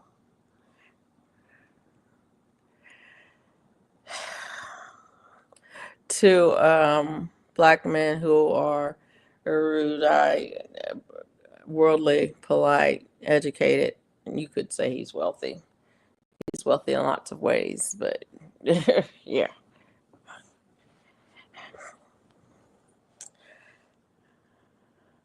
Some might say it's gay. It wasn't to me. Thank you.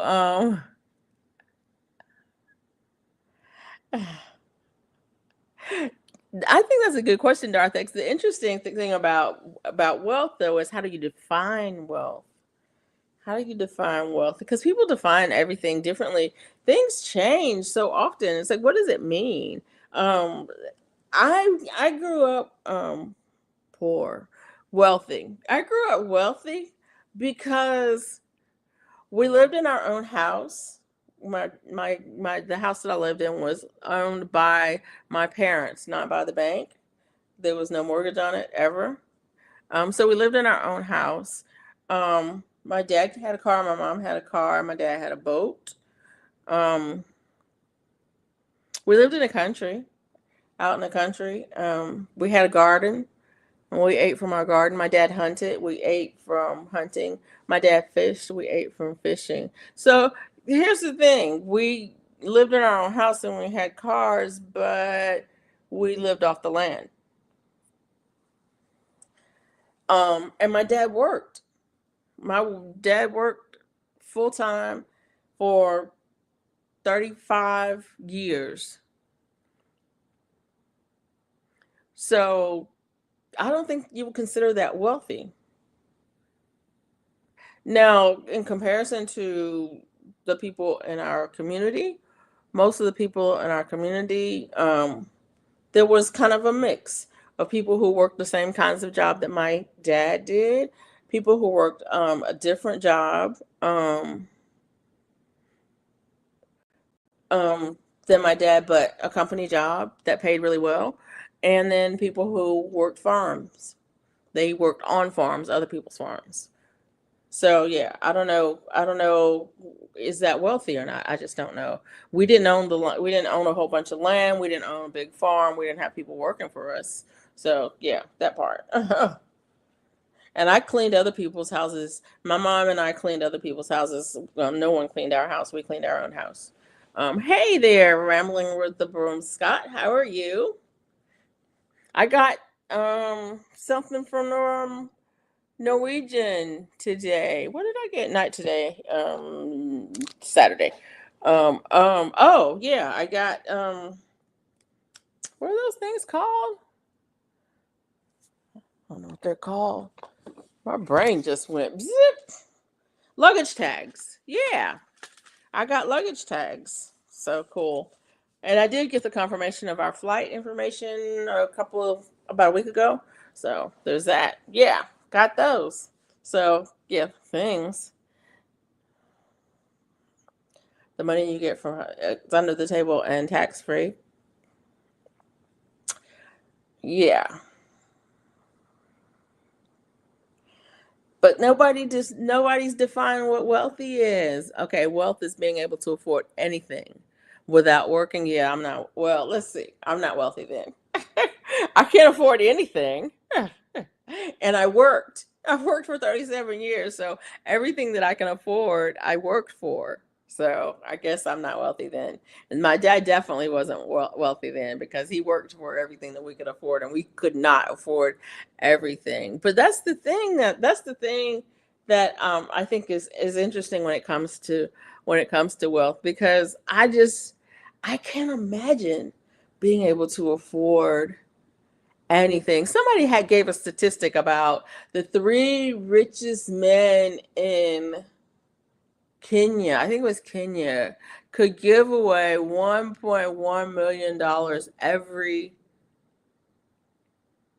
minute. Did I say every? It was like every minute for the next 100 years, and still be billionaires. I was like, what? Wait a minute. They could do what? They could give away.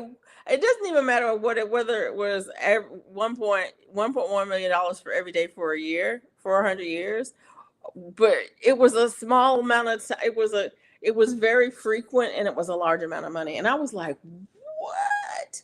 You could give away over $1 million a day every day for the next 100 years and still be a billionaire? Wow. Wow. Well, and I guess so because uh if you gave away if you gave away $1 million a day, that's $300 million a year.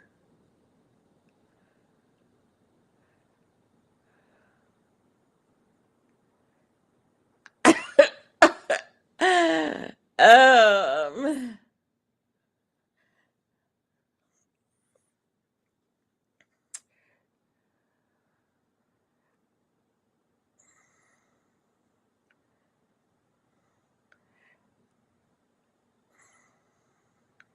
that's $300 million in 100 years. I guess if you had more than $1 billion, you could do that and still have $1 billion. So yeah. Wealth is having more money than you can possibly spend. The money, yeah. I stopped by to say I'm gonna crash here and have a blessed night. Thank you for stopping by. I'm still trying to figure out this whole money thing. Money is having more money than you could possibly spend. I probably could spend all of my money for sure. Um, I wouldn't have a problem spending all my money quickly. I'm not spending it quickly because I need it to last as long as I last. But I don't want any to be left over. When I expire, I want my money to be expired too.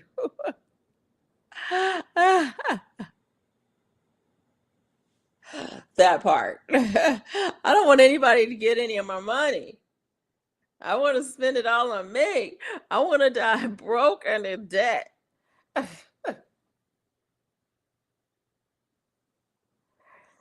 I want my epitaph to be, she made a lot of money and spent it all. That would be so cool.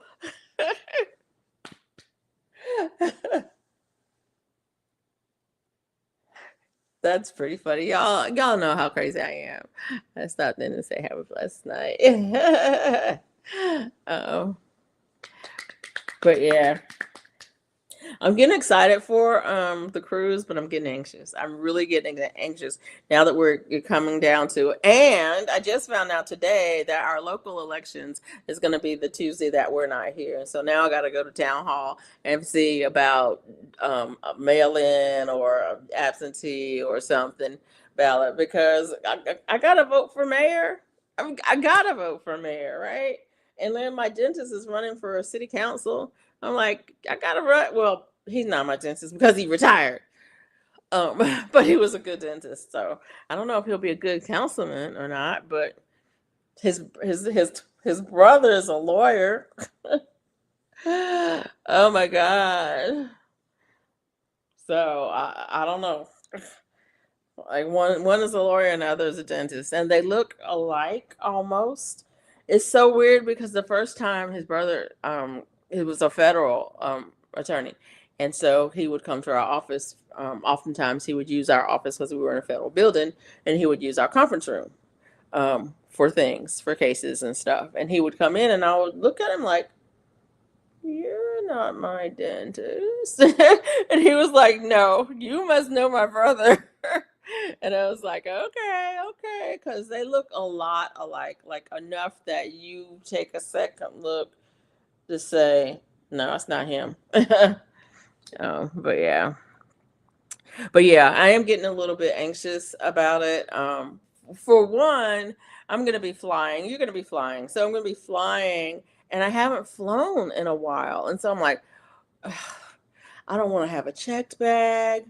It's like I'm going through the whole thing. I don't want to have a checked bag, but I'm probably going to have a checked bag. What can I take on the flight? Let me get all the stuff that I can take on the flight and the stuff that I can take on the ship. Maybe get them, make sure double checking everything. This can be this can go on the ship. This can go on the ship. This can go on the ship. This can go on a flight. This can't go on a flight. This can't go on the ship. And get myself together. And I don't know what those things are. That's the other thing. I don't know what those things are because I haven't been on Norwegian, so I need to go and look at their prohibited list of things. And I know Carnival just came out with some new prohibited things. No fans, because where them fans at? Can't be popping them fans. I'm like, what? I can't take my fan and do my where them fans at dance on the sail away party. But anyways. I'm not worried about it. It's anxiety that I have every time I go someplace, and so I'll get myself together and I'll get my list out and I'll figure out what's what. So yeah. Oh guys, did y'all see my last video? I don't know if it's my last one or not. Where I posted my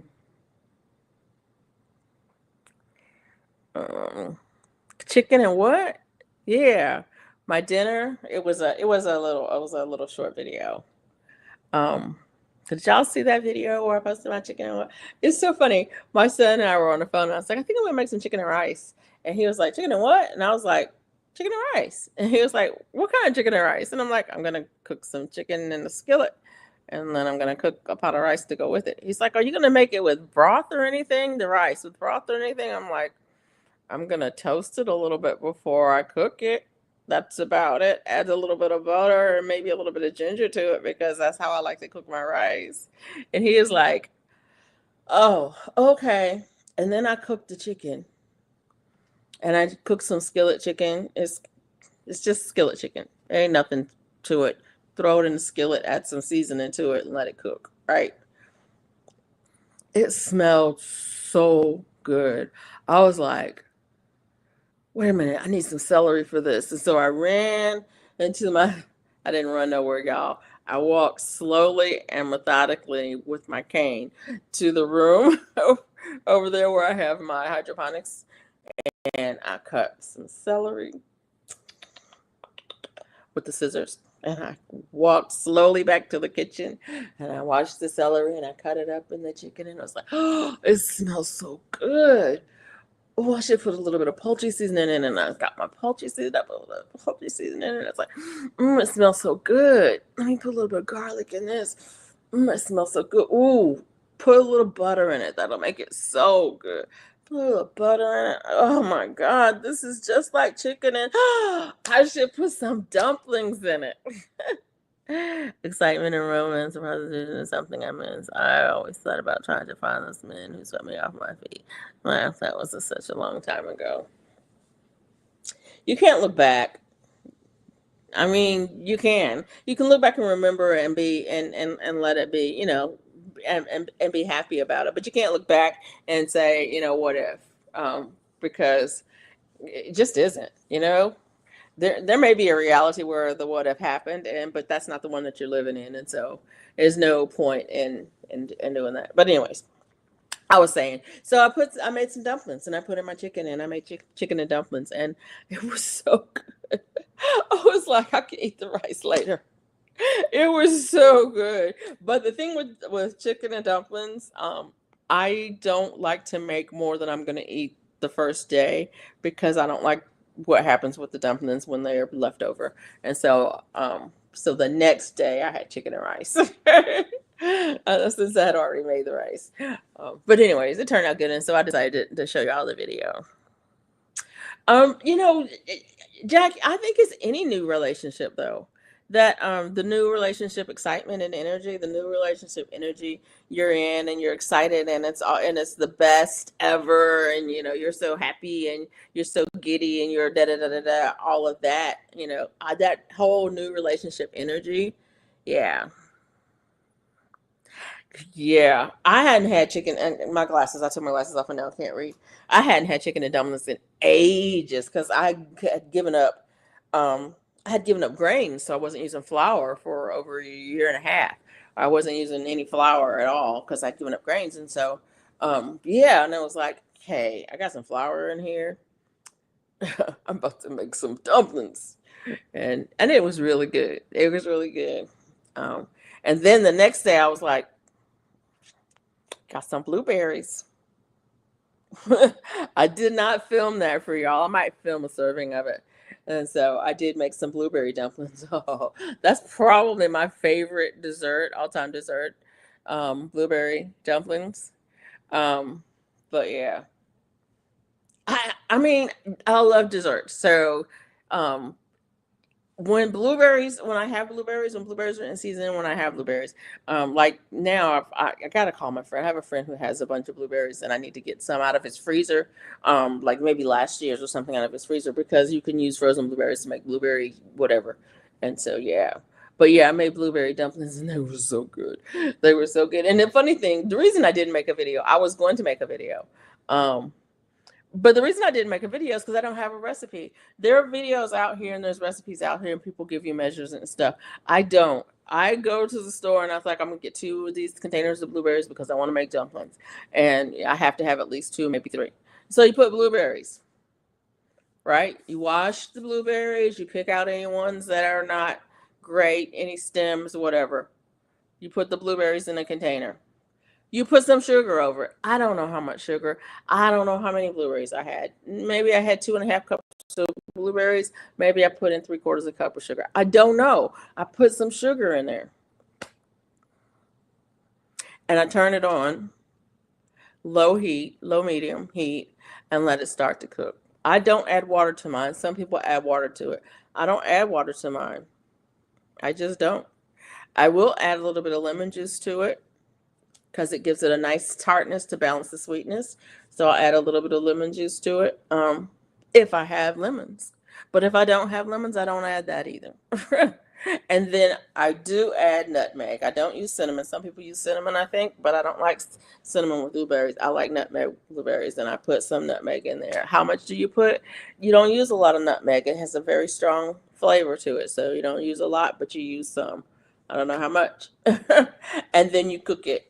You cook it on low to medium, medium to high heat. You don't want it to cook. You don't want it to cook too high because you don't want the sugar to caramelize and stick. But the liquid in the blueberries, as the blueberries cook and they cook down, and the blueberries they mix with it, and it makes a nice thick syrup. And once all of the blueberries have started to wrinkle up a little bit, like they're not plump anymore, that's when I start adding my dumplings. And my dumplings, I make my dumplings with biscuit dough. Yeah, I've never put cinnamon in mine, but I know some people do put cinnamon. Um, but then I make my biscuits with my dumplings with biscuit dough. Different people make them different. Some people use cornbread and flour mix. Some people just use flour. Some people use like noodles, egg noodles. Like they make a pasta noodle and they cut it in strips and they put them in that way. I don't do that. I use biscuit dough. I make my biscuit dough the way I make my biscuit dough. I like my biscuits and I like my dumplings to be a little bit tough. And so I use a little bit less oil and a little bit more water in it when I make the biscuit dough. I don't know how much less, just enough that it makes them a little bit chewier rather than flaky. A little bit less oil, a little bit more water. Actually, and that's not even water, a little bit less oil, a little bit more milk. It depends on how you make your biscuits. If you use oil, salad oil biscuits, that's a different dough. If you use butter, that's a different dough. If you use heavy cream, that's a different dough. So it depends on how you make your biscuits, but that part. And then you could use frozen biscuit dough. Take the frozen Mary B's or whoever, cut them into the size and shape you want them in. I would cut them at least in quarters, maybe even in eighths, and drop them in. Drop them in that boiling liquid. Just move stuff around to drop them in. And I put a lot in because I like a lot of bread in mine. And so I just keep dropping until I can't get any more in there. And then I put a lid on it and let it cook for at least 10 minutes, and then it's done. And that's the whole recipe. But I can't tell you how much I use. 2 to 3 canisters of blueberries. I use a small pot. Some sugar, at least a half a cup, not more than a cup and a half. I don't know. Lemon. Juice from 1 lemon, juice from a half a lemon. If you want it to be extra lemony, you can put some zest in it. If you don't have lemon, don't put lemon in it. Nutmeg. Cook it. When it's nice and bubbly, add your biscuit dough. After you put the dough in, let it cook about 10 minutes because that's what it takes for it to cook. Turn it off, and I leave it on the stove covered after I turn it off and let it cool down. And oh my God, it's really good just by itself, but it's also good with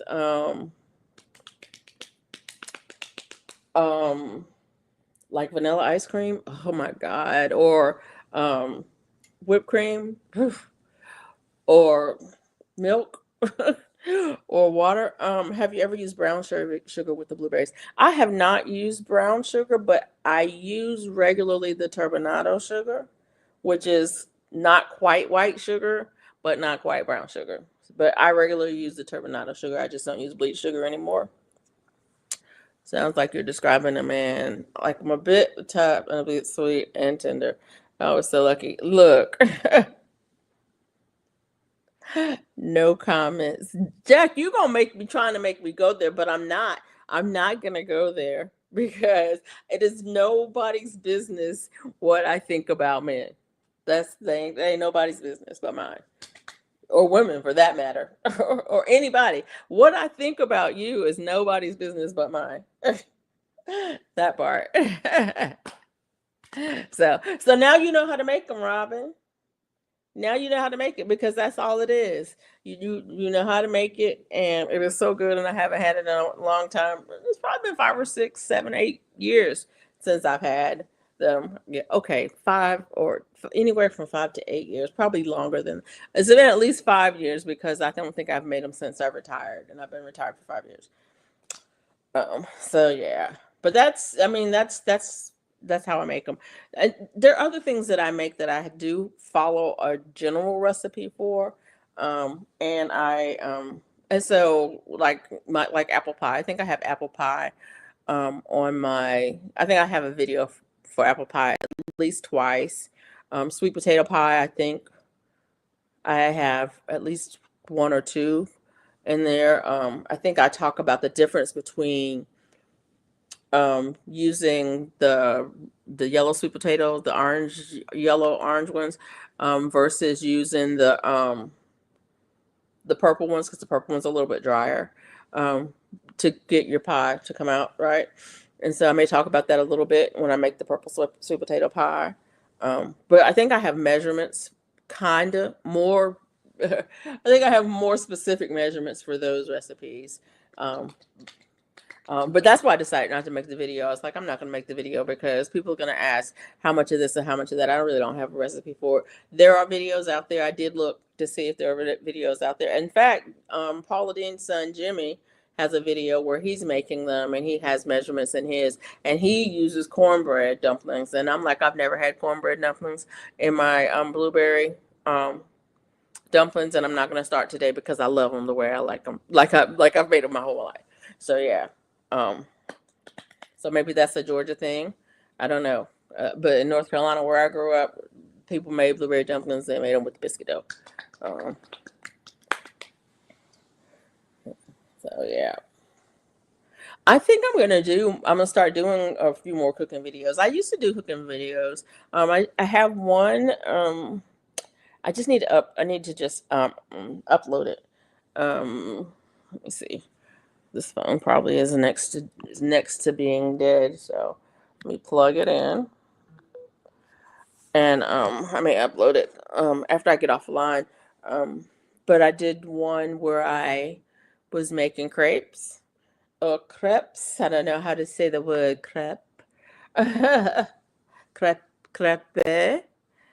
Cornmeal makes everything better. Yeah, I like cornmeal. I love cornbread. My son was like, "Mama, what is your recipe for cornbread? Because these people up here don't know how to," or something. He may have said something, and I was like, okay, this is what I use. If you turn it around on the back, it has a recipe on it. I don't use that recipe. I substitute this for this, and this for this, and this for this, and that's how I make it. Num num num crepes. And it's funny, crepes are a go-to meal for me. Um, in the last, so I would say, in the last 6 months, it's a go-to meal for me because it's like a pancake, but it has more protein and it has less flour in it. So it's kind of like a pancake, but then it's not because I really eat them like a burrito or a taco, a soft taco. I stuff them with fruit like a like and roll them up like a burrito.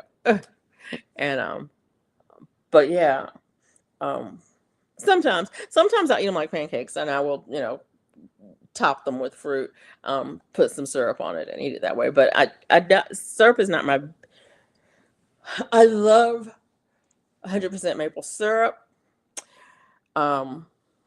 And I don't know if Scott's still in the house, but he probably loves it too because I think they do syruping every year where he lives.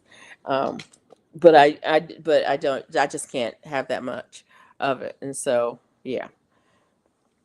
I make my crepes and I have them with fruit and they're yummy. Yeah. So yeah, I was saying I have a video that I need to upload, and yeah, members only. I'm thinking about doing a different membership maybe, um because there's some things I'd like to talk about that would be members only that I don't want to do in this format. That's like a YouTube video. I'd rather do it like where members could like a members only live, but where the members could see and talk to each other too if they wanted to. Whether they could, so where the members would have access to it, and they would be able to either be on live or have an avatar on live, and where they could speak if they wanted to speak, or type in if they wanted to type in. So we could have more of a discussion than me just talking at a camera. Because it's interesting. It's interesting how when you're doing this, it's like I'm really in my living room by myself talking, and so it doesn't feel like it's public, but it's public. And so you have to keep reminding yourself, this is public. This is public. Anybody in the whole wide world could come in and see this. And if I was going to do a members only thing, then I would not want it to be public. I would like the members to have access to it, and maybe the members to have future access to it, depending on what we were talking about. It may be subject that they wanted to come back and review the recording of it, and that kind of thing. So, but anyways, I'm thinking about it. I'm not sure if there's really an interest or not. I mean, there's not a lot of. I don't have a lot of people who are clamoring for a membership. I've had a couple people who are members, but that's about it. And so people may not be clamoring for it. But if there's something that particular people wanted to do, it's like if you would like to learn how to crochet, there's plenty of videos out here that you can go in and learn how to crochet on your own, and you don't have to. But if you want one-on-one instruction in crochet, then I'm going to offer a 6-week crochet one-on-one class. And in order to do that class, you need to do a membership, 6-week membership with me. And it's off, not on YouTube at all. And so we would come in, we'd have our live sessions, we would show you what I'm doing. I have a camera that I can have my hands right under the camera so you can see what I'm doing. You can see my hands on top, not like this, but that way, the other way, you can see what I'm doing. And so I was thinking about doing it maybe that way. It's like offering a 6-week thing, or a 2-week thing, or a 1-week thing, where it's, if you're interested in this, hit this link and we'll see. But I would have to see if people are interested in it, or some of the kinds of topics that people are interested in talking about. There's some good topics that I want to talk about with people. There's some topics that I really want to talk about with people.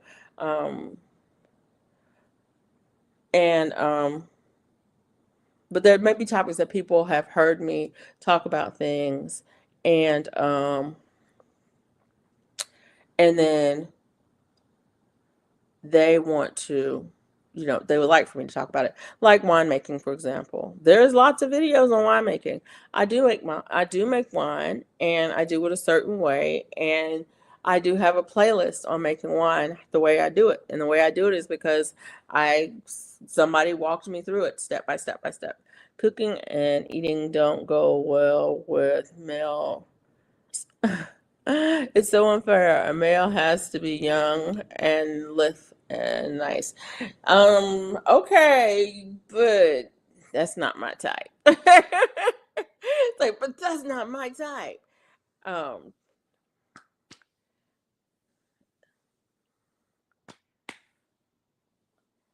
I would love to talk to you one-on-one, Jack. I really would. My email address is scrolling across the bottom, and if you ever wanted to talk to me, Jack, um, yeah, send me an email. Yeah, FR Humphrey Creates at gmail.com, because I would love to talk to you one-on-one, but not publicly. Oh, cool. That sounds fascinating. Look, Robin, if you're interested in something, let me know. Send me a message. My email is scrolling across. Send me a message, or let me know what you're interested in. I like making wine. My favorite wine to make is strawberry wine. It's messy, but I like making strawberry wine that tastes like strawberries. And yes, there's a video on YouTube that says strawberry wine that tastes like strawberries. And they use a lot of strawberries in that wine, but it tastes like strawberries. It's so good. And I love making that. Making that. And I make small batches. I only make a gallon at a time because I don't have the capacity to make more than that. So I make about a gallon at a time. When I make strawberries, it's a little bit more than a gallon, because I use my 5-gallon bucket, and I just add the stuff to it, and it ends up being a little bit more than a gallon. So, but yeah, I enjoy. And my salad days, my clients said I look like Susie Kendall. It was so weird today. Oh, I can't put this out on the thing. I can't. Yeah, this is public. Remind yourself that this is public. Um, yeah, I would be, it would definitely be interesting talking to you. Do you ever come on? Well, I don't know. I don't know. Maybe I'm not. Maybe I won't mention it. Um, so you're gonna have to email me, dude. You're gonna have to email me. But yeah, um, it's interesting. Um, I'm not anything like that nowadays. It's funny. I was I was in a funk the other day. I was down, I was blue, I was depressed, I was all the things that a person can get when they start looking at their lives, and they're at a certain age, and you're at a certain point. And I was looking, and I was thinking, oh yeah, um, yeah. Anyways, I was thinking about that I've been overweight, extremely overweight, obese, whatever obese,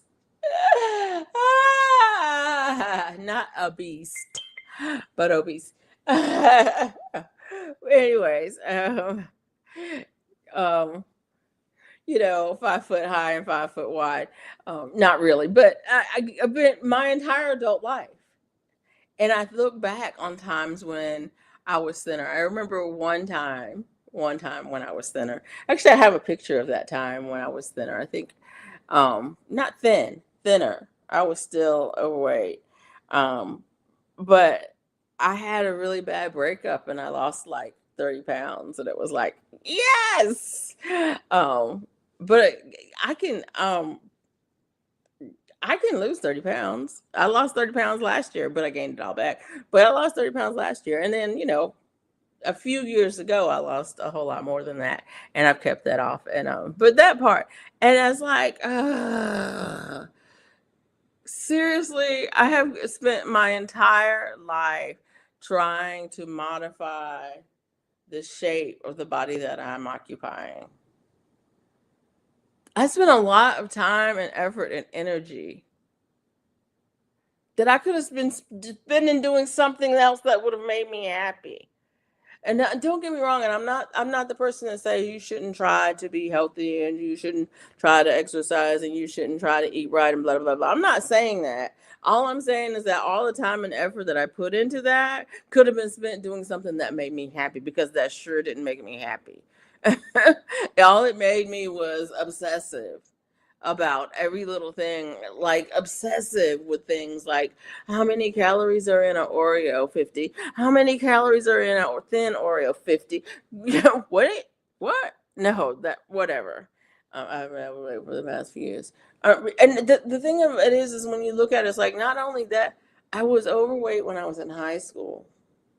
I was overweight when I was in junior high school. I wasn't that much overweight, but I was overweight when I was in junior high school, and I was overweight when I was in high school, and I was overweight when I was in college, and I was overweight, and I was overweight my entire adult life. And I look back on the times, and I look at the size I was when I was in college. If I was the same size that I was when I was in college, I would not be. I wouldn't be upset, or the size that I was when I was in high school. I would not be upset, even though when I was in high school, I was upset that I was that size, but I would not be upset. Now, I was cute. Don't get me wrong. I was cute, and I was that, all of that, and too much of that. And I look back on it, and I'm like, oh, do you really? Do you really? And it's like, uh making hush puppies and peanut oil doesn't help my weight. But you know what? There are people who can eat that, and they are perfectly fine. I'm not one of them. I am not one of them. Oh, I went home and we ate at, what was it? Was it the Sandpiper? I think it was the Sandpiper in Kinston. Oh my God, the hush puppies were so good. They bring out the basket of hush puppies and butter, and they're round. They're the like oval and long oval shaped, almost like a pepper shape. Ugh. And oh my gosh, the hush puppies just were so good. I would have gone there just for hush puppies. Literally, I would have gone there and said, "Can I get a basket of hush puppies and a thing of butter?" No, give me 3 baskets of hush puppies and a thing of butter. Thank you. Like a whole stick of butter, because I'm gonna eat it all. And I would have just put butter, hush puppies, and butter, and hush puppies, and butter. And a sweet tea, please, with lemon, extra lemon. Actually, can you make it an Arnold Palmer? You don't have lemonade? Okay, then just give me a sweet tea with the lemons. Got it. and I would have been happy. I would have just eaten bread and butter and butter and bread. And actually, I wouldn't have had to have the butter, but I like them really buttery. But anyway, Robin says if it doesn't make you happy, you can't stick with it. And that's the thing. That is the thing. That's not true. Because last year I was happy. Last year I was happy. I was losing weight. I would have more energy. My health was on point. My blood sugar was regulated. My blood pressure was regulated. The only thing that was not was my cholesterol. My cholesterol was a little bit higher, but that was because I was eating meat only. And I was doing so well and I was feeling so well, and I was like, I can do this. I could do this for the rest of my life. I don't know what happened. Actually, I do know exactly what happened. What happened is I was traveling. As long as I was at home, it was easy. But I did 5 trips in 4 months. Like March, April, May, and June. Yeah. I did 5 trips in 4 months. I was on the road. And that was it. That was it. It was too much. And then I did a cruise in October, and by the time I did the cruise, it was like I can't anymore. Was it October? No, we didn't cruise in October last year. I don't remember. I don't remember when we cruised. But anyways, we went on cruise last year. I don't remember when we cruised. But whatever it was, 5 trips in 4 months. If I had been home that whole time, I would have been fine. But flying, I drove, I did a 12-hour drive. I can't drive 12 hours and eat just meat.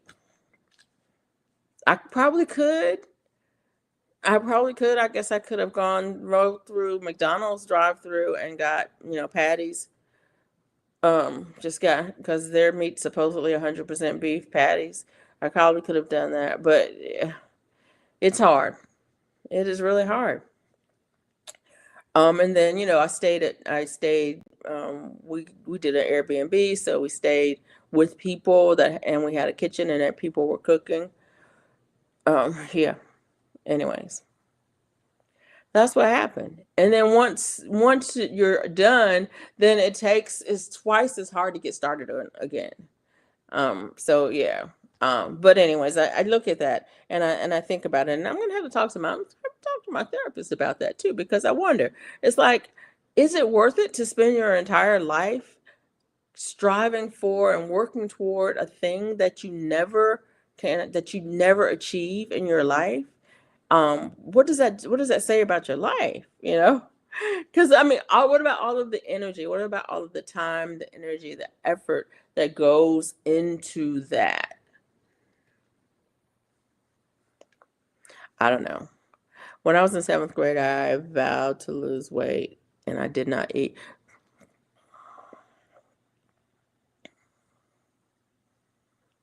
I've done that too. Um, the most weight that I've lost, I lost it by not eating. And people say you can't, that's not healthy. You can't do that. That doesn't work. That, the body will your body will fight you against it every step of the way. It was easy. It was absolutely easy. I just didn't eat. It was like I need to feel hungry. That's what I told myself. I need to feel hungry. So every day I would get up in the morning and I was like, well, I don't feel hungry yet. I don't feel hungry yet. And I don't feel hungry yet. And then I would go all day and I was like, I don't feel hungry. I don't feel hungry. And then when I felt hungry, it's like, okay, I'm going to eat something, but I'm not going to eat much. I just don't want to feel hungry. And I eat, and then I would not feel hungry. I wouldn't be full. I wouldn't be satisfied at all, but I would not feel hungry. And I was like, I gotta feel hungry. And it would be another day or two before I felt hungry again. And so that was my whole mantra was I need to feel hungry. And I lost weight and I lost a lot of weight. And I've kept it off. That's the part that I don't understand because, well, okay, I was exercising more then too, and the exercise helped. I exercised wherever I was. I found the gym and I exercised all the time, and I didn't eat. That's not healthy. That's controversial. That's not advice. Don't do that. But it works. It absolutely works. Anybody who says it doesn't work, then they've never tried it.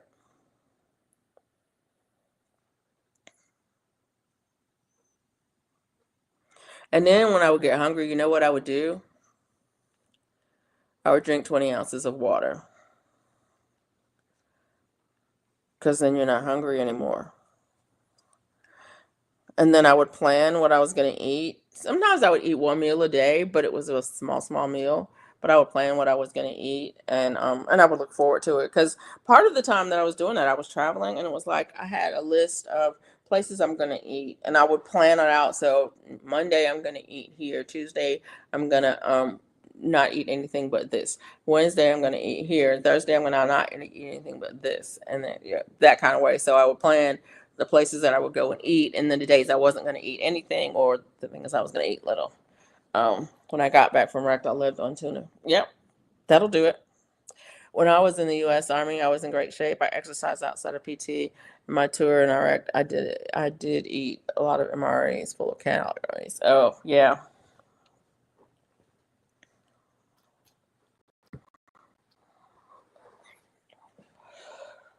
Oh,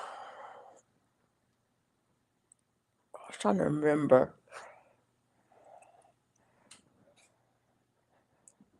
Before I got married, I was smaller because I didn't eat. I hardly ate meat at all. Actually, it was during my vegetarian.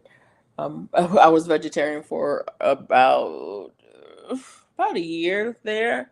So I was eating very little meat and very little dairy too. Um, and so I was definitely was smaller. Um, then and then I started dating and we started going out to eat and it was like he was a bigger meat eater than I was, and so it was like okay. But he didn't eat the meat that I ate. The meat that I did eat when I started back eating meat, I ate a lot of chicken and turkey, and he doesn't care for chicken or turkey that much. And so then we were going out, and so we were eating beef and pork, and it's like I don't really eat beef and pork. And then we're eating lamb and beef and pork, and it's like we don't eat that, and it's like and then we're eating seafood and beef and pork, and we're like okay. And so my diet really changed. It changed a lot. I still wasn't eating a lot of meat, but I was eating more out. We would go out to dinner. Wasn't doing as much cooking at home because I had been cooking pretty much at home all the time, not going out. And I hardly eat meat. I've always been like that. I was in great shape until I had my son. It's all my husband's fault. Wait a minute. Why didn't you blame the son? You blamed the husband, but not the son. That's pretty funny. My last TV station was Fort Ord, California. I was so thin. That's where I met the man who gave me the entree to Key West. Oh, so that's how it works. That's how it works. I don't know where Fort Ord is. Um, so she blamed the husband, but yeah, I can blame it. I don't blame my husband because I like to eat. It it doesn't matter. It's so funny because we were in South Carolina. I remember going to the doctor and I was like, if I keep gaining weight at this rate, and it was like about 6 pounds a year. But I'm like, if I keep gaining weight at this rate, eventually I'm going to explode. And he just laughed. He said, "Well, you can do low carb." And that was the first time anybody ever said to me to do low carb. And it's like you could do low carb, and I was like, yeah, I could. And so I did low carb, and I lost 30 pounds, and I moved. And when I moved, my whole everything changed again. You know what I'm saying? Those kinds of disruptions in your life change things. First of all, you're moving. We lived in a hotel for 45 days, I think it was, until we finally got our house. We finally got a house, found a house, got a house. But we were in a hotel for a while, and so living in a hotel is different. Um, and so eating was different. It was hard to stay on low carb in the hotel, and I did not manage to do it. But yeah, that is. But that's something that we could do. We could do a lot of talking about um, as in membership. Things that have worked and things that haven't worked, and why didn't they work? Where the problems were, where the weaknesses were, those kinds of things, because I can actually point to, I have so many diaries and um so many calendars of things where I was tracking everything. I have a whole spread. Well, I don't know if I still have it. I might have thrown it away, but I had a whole spreadsheet where I was tracking all of my things, um um tracking all of my meals, um all of my macros and my micros and macros, and all of the things, all of the things, because I was taking it to my doctors, was like, look, you got to help me out. This is what I'm doing. This is when I'm working out. This is this is how often I'm working out. This is the intensity I'm working out. This is what I'm eating. Blah, blah, blah, blah, blah, blah, blah, blah. Help me. Which that he was no help. That man on SSG with connections. He defended me from some of the ruffians on base, and he was a black man. Okay, cool. I lived in the hotel for about a year, but I didn't gain weight because I'd walk everywhere. Oh yeah, yeah. Huh. And when I lived in the hotel, the last time when I lived in the hotel, I was over there for 120 days, I think it was. Well, that year, that was the year that I was on the road more than I was at home, because I lived in Mississippi for um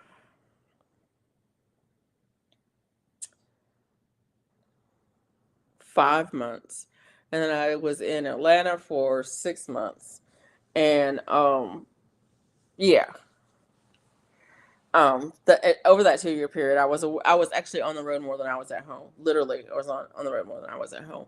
And I said that, and I didn't gain weight then at all, because it was a that was when I was hungry. I said I was going to be hungry, and so that was when I was hungry, and so I was losing weight. And it's funny, the things that I did eat were not good. I would eat whatever I wanted when I ate. I would eat whatever I wanted, but I just didn't eat very often. It's like, my best friend looked like olive oil having two kids help, gave hips and a chest. Sort of. Yeah. Yeah. And that's the other thing too. I mean, when you look at my family, um, um, no one in my family was small. Um, Now my sister is on smaller. My sister's smaller than I am now. Um, I think I'm trying to think, the last time we were together, she's smaller than me. The time before last, I was smaller than her, but she's definitely smaller than I am now. She's lost a significant amount of weight. My oldest sister lost a significant amount of weight before she passed away, but that's because she was ill. But the women in my family have never been thin. Um, Definitely never been thin. Not necessarily as big as I am now, but I've never been thin. I mean, within 20 pounds of where I am now is that or and if they were taller, they were heavier. So there's that. Is it genes, is it genetic, or is it environmental? It's probably a little bit of both. Um, we like to cook. We all have sweet teeth. Not a sweet tooth, but sweet teeth. All of our teeth are sweet. We like to bake. So that.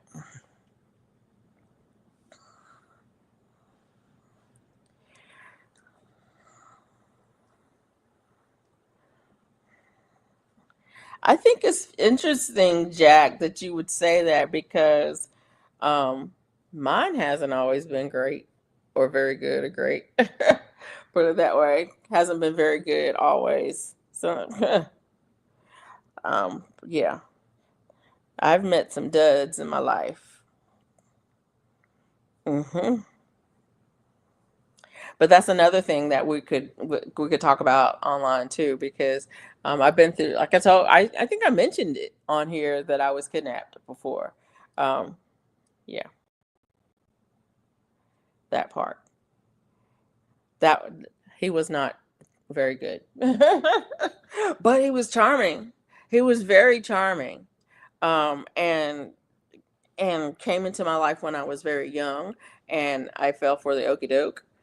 So yeah, that my sister, who was always the biggest, the middle sister, was super skinny, and I was the one that was in pretty good shape. I was in pretty good physical shape, because I was busy as a kid.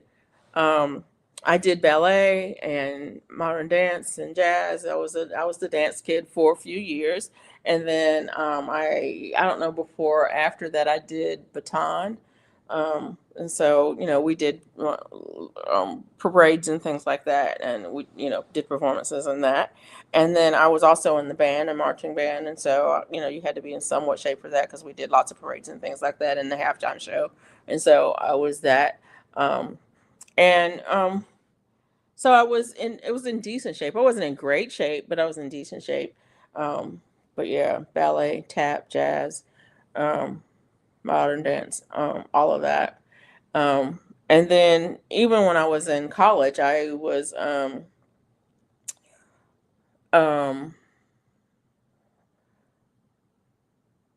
I was in forestry school, and so we were in the field, in the woods, on a regular basis. And I also was in Taekwondo. Um, And so I was working out on a regular basis, sometimes 7 days a week. Um, and that. So yeah, I was pretty active. And then once I started work, I started work when I was a junior in college. And when I say work, I mean working full time. I worked full time. I was a co-op student, so I worked every other semester full time. And then I was in school full time the opposite semester. So when I was working in the field. And so yeah, I was in pretty good shape.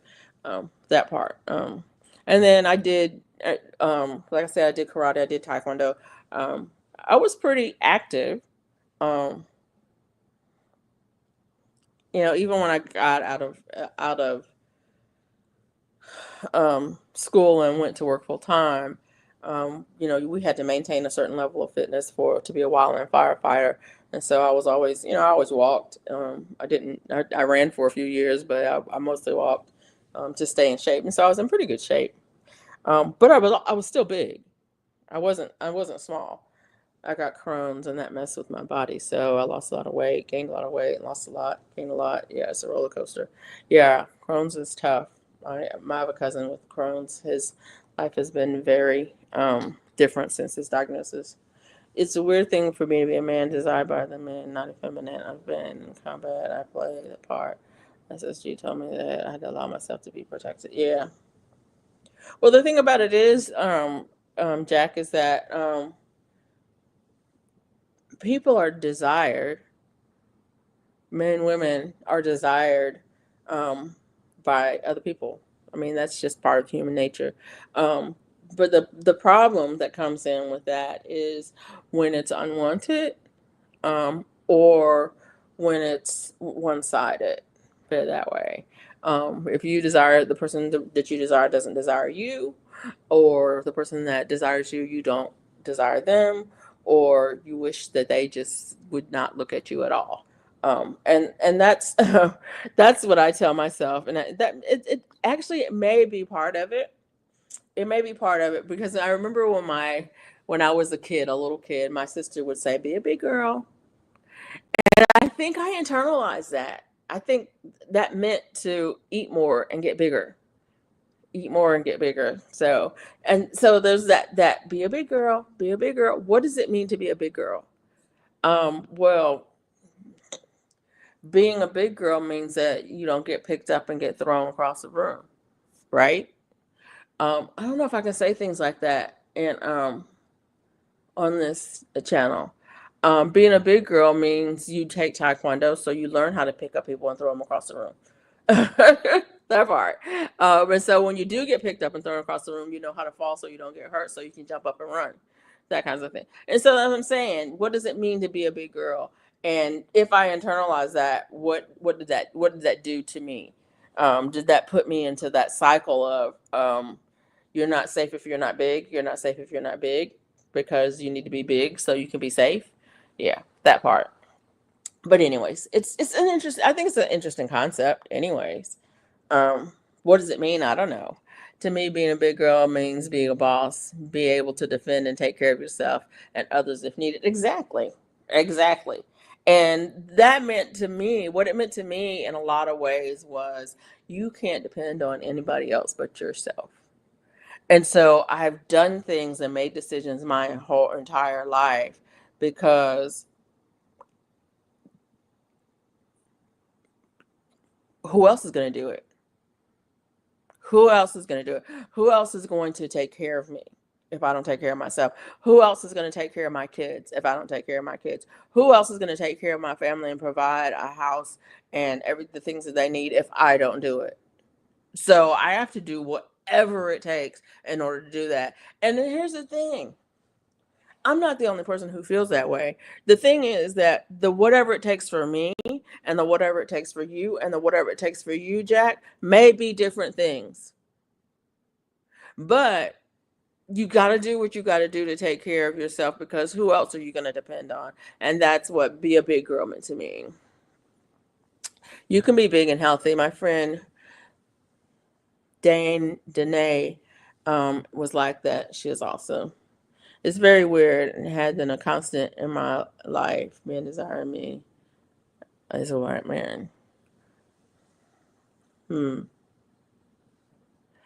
But is it because you're white, or is it because you're you? That's the thing, because I don't know that I want to be desired because I'm black. And don't get me don't get me wrong. I've been desired for reasons, I don't know what those reasons were, but it felt like it had nothing to do with me. Oh, okay.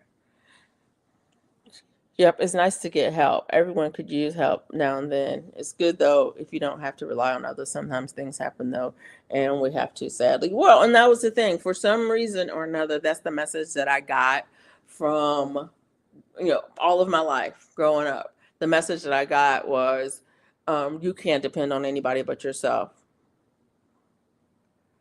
Yeah, you can't depend on anybody but myself. That's the point I was trying to make, Mike. Fetishism, I think, is bad, in my opinion, as well.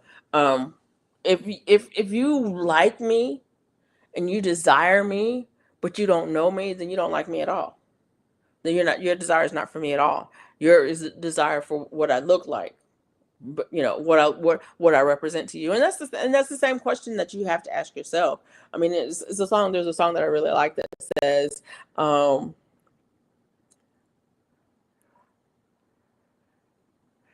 when you grow older, and I can't remember exactly how it goes, but it goes, when you grow older, and you become the person that you become, will the you in the past like you? Would you like yourself? Is that the person that you want it to be? It's like you look forward. It's like, okay, in 10 years from now, I want to be this person. And then you get to that 10-year point, but you're not that person, you're a different person. Then you look back on yourself and you say, would 5-year-old me like me at 50? I don't know. I don't know. But that's the question that you have to ask when you get 50 years old. Do you even like you at 50? You know what I'm saying? Because if you're not being your true and authentic self, you're being the person that everybody wants you to be, that everybody thinks that you are. Then do you even know who you are? How can you like yourself at that point? And how can they like you? They like what they want. And I mean, it's interesting, especially when I look at it, being having been married for 30 years. Um,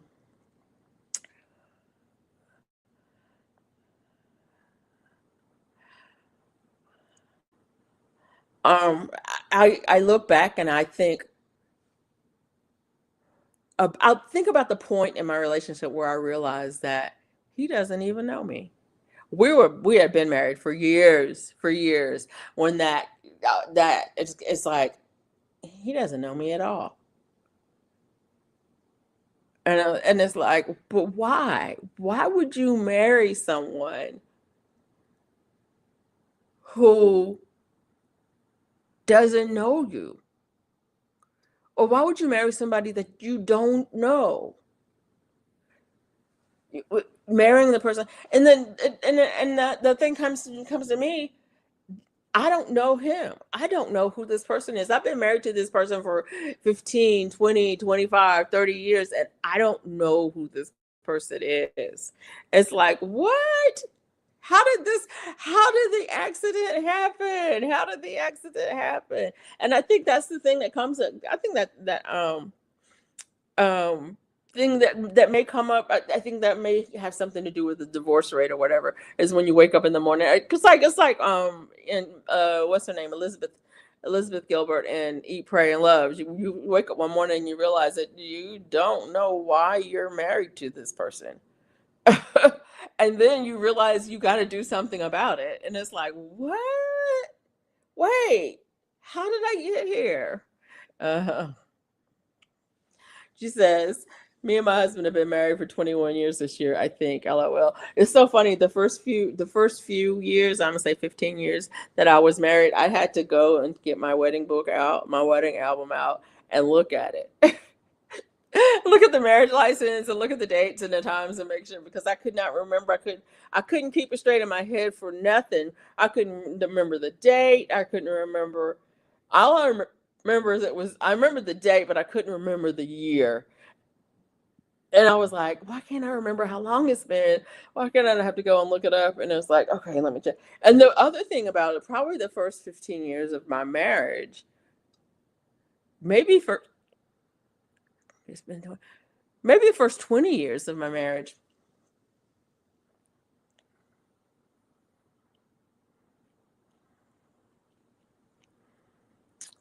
um, we were never home.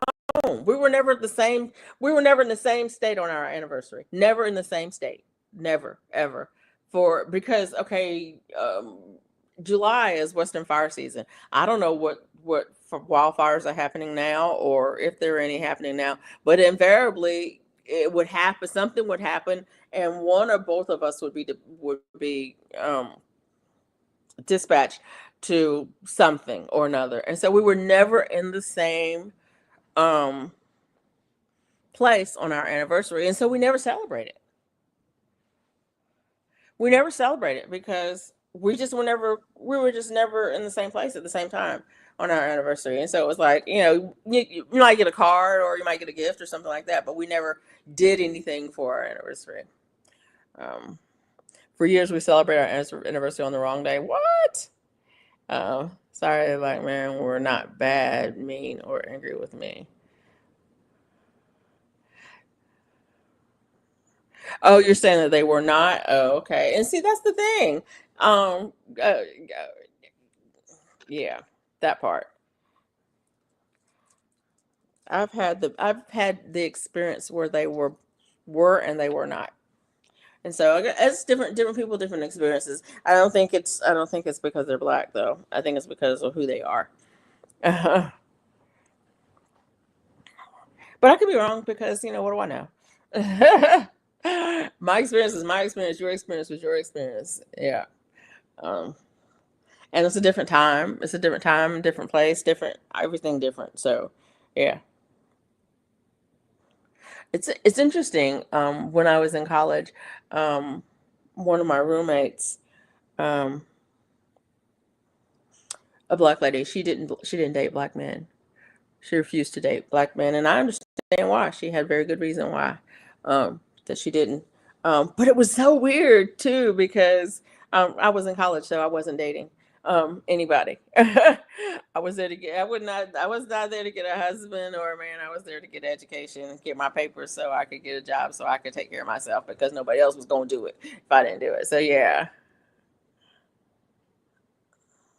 Yeah.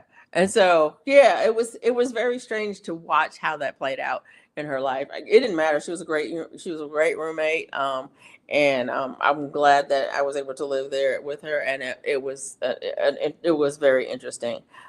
It was definitely very interesting.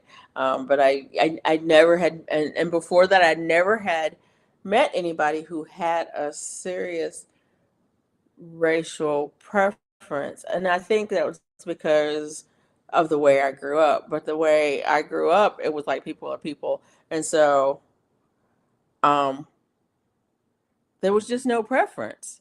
It was like it didn't matter to me what race a person was. The way it mattered to me was the way they, were treated. What? That's so cool, Robin. Foreign men were why I got out. Oh yeah, foreign men definitely have different cultures. And different cultures believe in treating people differently. And yeah, yeah. Anyways, I met my husband online in a Xenia Warrior Princess chat room. That's cool. That is so so cool. That is hilarious, but that is so cool. I used to love Xena Warrior Princess, but yeah, that part because she was a big girl. First of all, she was a big girl. She wasn't thin. She was a big girl, and she was not a girly girl. She was a warrior. I loved her. I loved her. I wanted to be Xena Warrior Princess when I grew up, and you know what? I might be. I might be because yeah, that part. That part.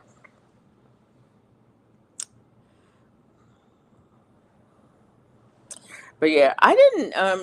That's a interesting thing, Jack, because I never. I didn't. I was not big in dating. I didn't have time or energy for dating. Um, when I was in high school, yeah, that's a whole nother thing. We don't want to talk about it because YouTube probably won't allow me to talk about that. So when I was in high school, it wasn't a thing. And when I got in college, I went to college so that I could get away from my hometown, because that was not a good place for me to be. And so I was not trying to get stuck in another town, like that. And so I needed to go to college to get a degree, to get a job so that I could take care of myself and not be stuck, like that. We married, moved from PA to Utah to be with me. We got married at our local Mormon church while I was pregnant. Oh, what? I'm just teasing. Met my wife at a sci-fi. What? She was Trek. I was with Wars. Oh my poor thing. Yeah. I hope she educated you. Just saying. Um, you were Wars, poor baby. Star Wars, I like the original movies. Star Trek, I like the series. Yeah. Yeah, I like the series. I didn't care for the movies that much in Star Trek. Star Wars, I like the original movies. I, all of the prequels and all that stuff, not so much. Um, that is so interesting. Sci-fi chat. I actually never was into the chats. The sci-fi chats. When I was into chats, I was into music and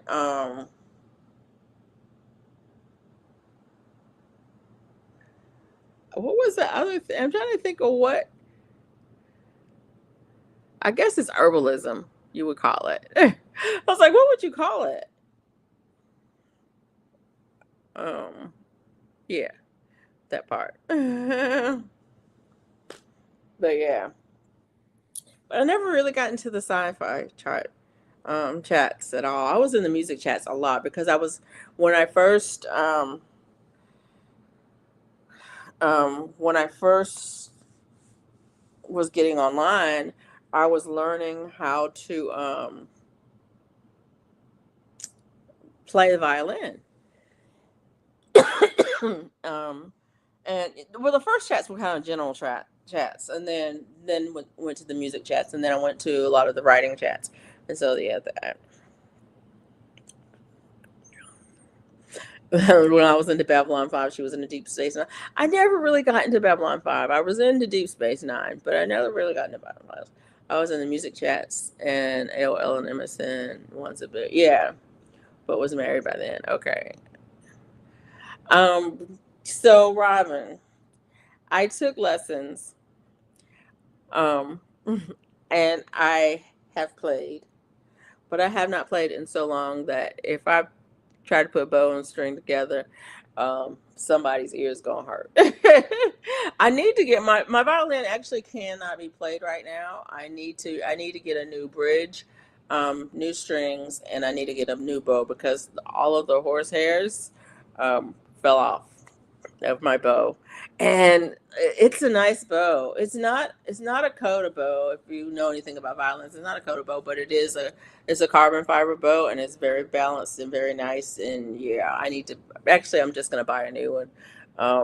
The my bow costs more than my violin, which is crazy. But yeah, my bow actually costs way more than the violin costs because um, I bought a cheap violin, which is kind of cool. I bought this cheap violin, right? And I went to find somebody to teach me how to play it, and I found somebody, and he looked at it and he was like, "Yeah." The guy at the music store, he looked at it because it wasn't set up. It was still in a box. He set it up for me. And he's like, "Yeah, this lady's not gonna take you. She's classical." And I'm like, "I don't want classical. I had 3 years of classical music. Once I learn how to play it, I can play that stuff, right? I just I want to learn how to play. Learn how to play it." And so he was like, "Well, then go to this guy. This guy, yeah, he'll teach you what you need to know. He teaches by note because I was like, yeah, I read music, so whatever." And so, but it was cool. So I learned how to play fiddle style music, but I learned all of the classical style stuff. And so I can, because I read music, I can play any of it. Um, but yeah, it's been a while. What do you say? You can play the violin in Key West. The early 90s, there were no pimps. It was a client list and recommendations at SSG and 4 just got 10%. It was a good deal. Oh, okay. That sounds like a good deal. I could play recorder. I was teaching myself the guitar, but I haven't picked it up in a long time. Yeah, I got a nice guitar in there too. It's a Martin. It's a baby Martin, but it is nice. And she's really pretty. She's got a nice voice and everything. And yeah, I haven't learned how to play it. That's something I thought about today. I thought I was like, you know what? You need to learn how to play that guitar, and you need to get your violin out and play it again. See, I'm talking with my teeth clenched together because it makes me feel like I'm being mean to myself. But yeah, I don't know. Um, I'm not feeling it right now. I'm thinking I might feel it later, and so yeah, it's a possibility. Um, Definitely a possibility. But yeah, I definitely did learn to play the guitar. The guitar is something that I've always wanted to play casually. You know, have a guitar slung across your back, walking around, decide to sit down and play. Do pop pop pop pop pop, play a little bit. And the thing about it is it should be that easy. It's not. It's so hard. And the funny thing about it is people think that it's wait a minute, what am I trying to say? People think that playing the violin is hard. I'm telling you that playing the guitar is harder because honestly, you got to be a really advanced violin player before you start playing chords where you're playing two or more strings at once. For the most part on the violin, you got four strings and you're playing on one of them at a time. One of them at a time. But with the guitar, you've got six strings and you're playing with all six of them, five or six of them at a time. So now, and you're still using both hands with both instruments. You're using both hands, so you're limited. You know what I'm saying? You're like the it's. I don't know what I'm saying. It's two strings.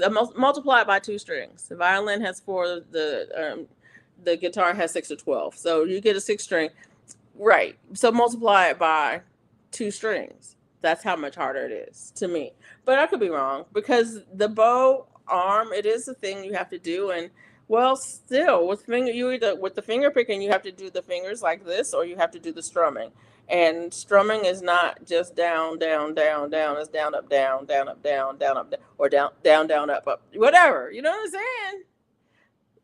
I have decent sized hands, but I'm short. And so I didn't want a big guitar because the length of my arm. So that's why I got that's why I got the baby guitar because it's like 3/4 size. Um, but it's beautiful. It's so funny. This is what happened. I'm going to tell this story. This is a weird story. This is what happened. I was at work And there's a couple people in my job, four or five people in our job that play music. And I'm driving into work that morning and I hear on NPR that the local music store is having a sale on Taylor guitars. Anybody who knows anything about Taylor guitars are expensive. So if you want to buy one, you want to buy it when it's on sale. And it was like they were having, I don't know, 10, 20, 30% off. It wasn't a great sale, but it was, something off. And they were overpriced anyway. You probably could have bought one and, you drive a couple of hours and you could probably get one for a lot less at a, whatever. But anyways, I heard that at work. And so I go to work and I'm chilling, minding my own business, ain't messing with nobody, and somebody comes up around the corner and says, I heard that they are having a sale on Taylor guitars at the music store up the street. You want to ride up there? And I was like, maybe. I was like, maybe. And then it's like, well, so-and-so's going. I was like, mm-hmm. It's like, well, we're going to go in 10 minutes. If you're going to go, meet us in the parking lot. Okay. If I'm not there, y'all go on without me. And it's like, all right. I was there before they were there.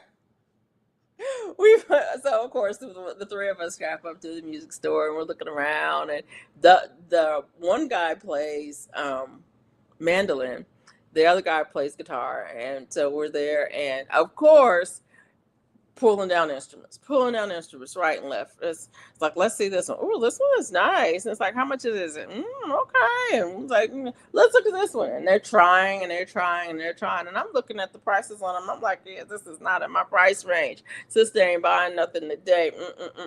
And then I see this guitar and I went, ooh, it's pretty. And so I'm like asking the guy, I was like, can you get this one down for me? Because, I'm short. I can't reach up and not fall over and knock stuff down. So he reaches it down for me. And I was like, can you play this for me? And I gave it to my coworker that played guitar. I miss him so much. Anyways, he starts to play. And I was like, oh, it's got to go home with me. And I'm like, how much is that? And he said a price. And I was like, I don't know if she can go home with me. And he was like, I might be able to knock it off a little. Let me go talk to. I was like, so yeah, anyways, long story short is she came home with me. And I didn't spend the most money because one of the guys there actually did buy a Taylor. It was on sale. It was a good buy. It sounded beautiful. It was a really nice instrument. And then the other guy bought it at the mandolin. So we all went there looking for one thing, and one of the guys actually did get what we were going to look for, but the other one, like I said, I got the Martin, and it's nice. It's really nice. It sounds really good, and that's what I got it for. I got it for the sound. It's also pretty, but I really got it for the sound because I don't. If you know how guitars are. You get a guitar and they have a certain sound to them, and it's like some of them just grate on me, but this one, how when you hear Spanish guitar, a lot of finger picking, that kind of thing. That's the sound that she has. Excuse me. But yeah, that's the sound that she has. Taylor guitars, that reminds me of an encounter I had with a highway patrol officer in the South of Homestead. He was a very nice man, Officer Taylor. Oh, it sounds like my son, Taylor girl, Taylor boy. When he was in school, there was a lot of Taylors in there in his classes coming up. That was a popular name, and it was always Taylor boy or Taylor girl. So that's how they distinguished them whenever they said Taylor boy, Taylor girl, Taylor girl, Taylor boy.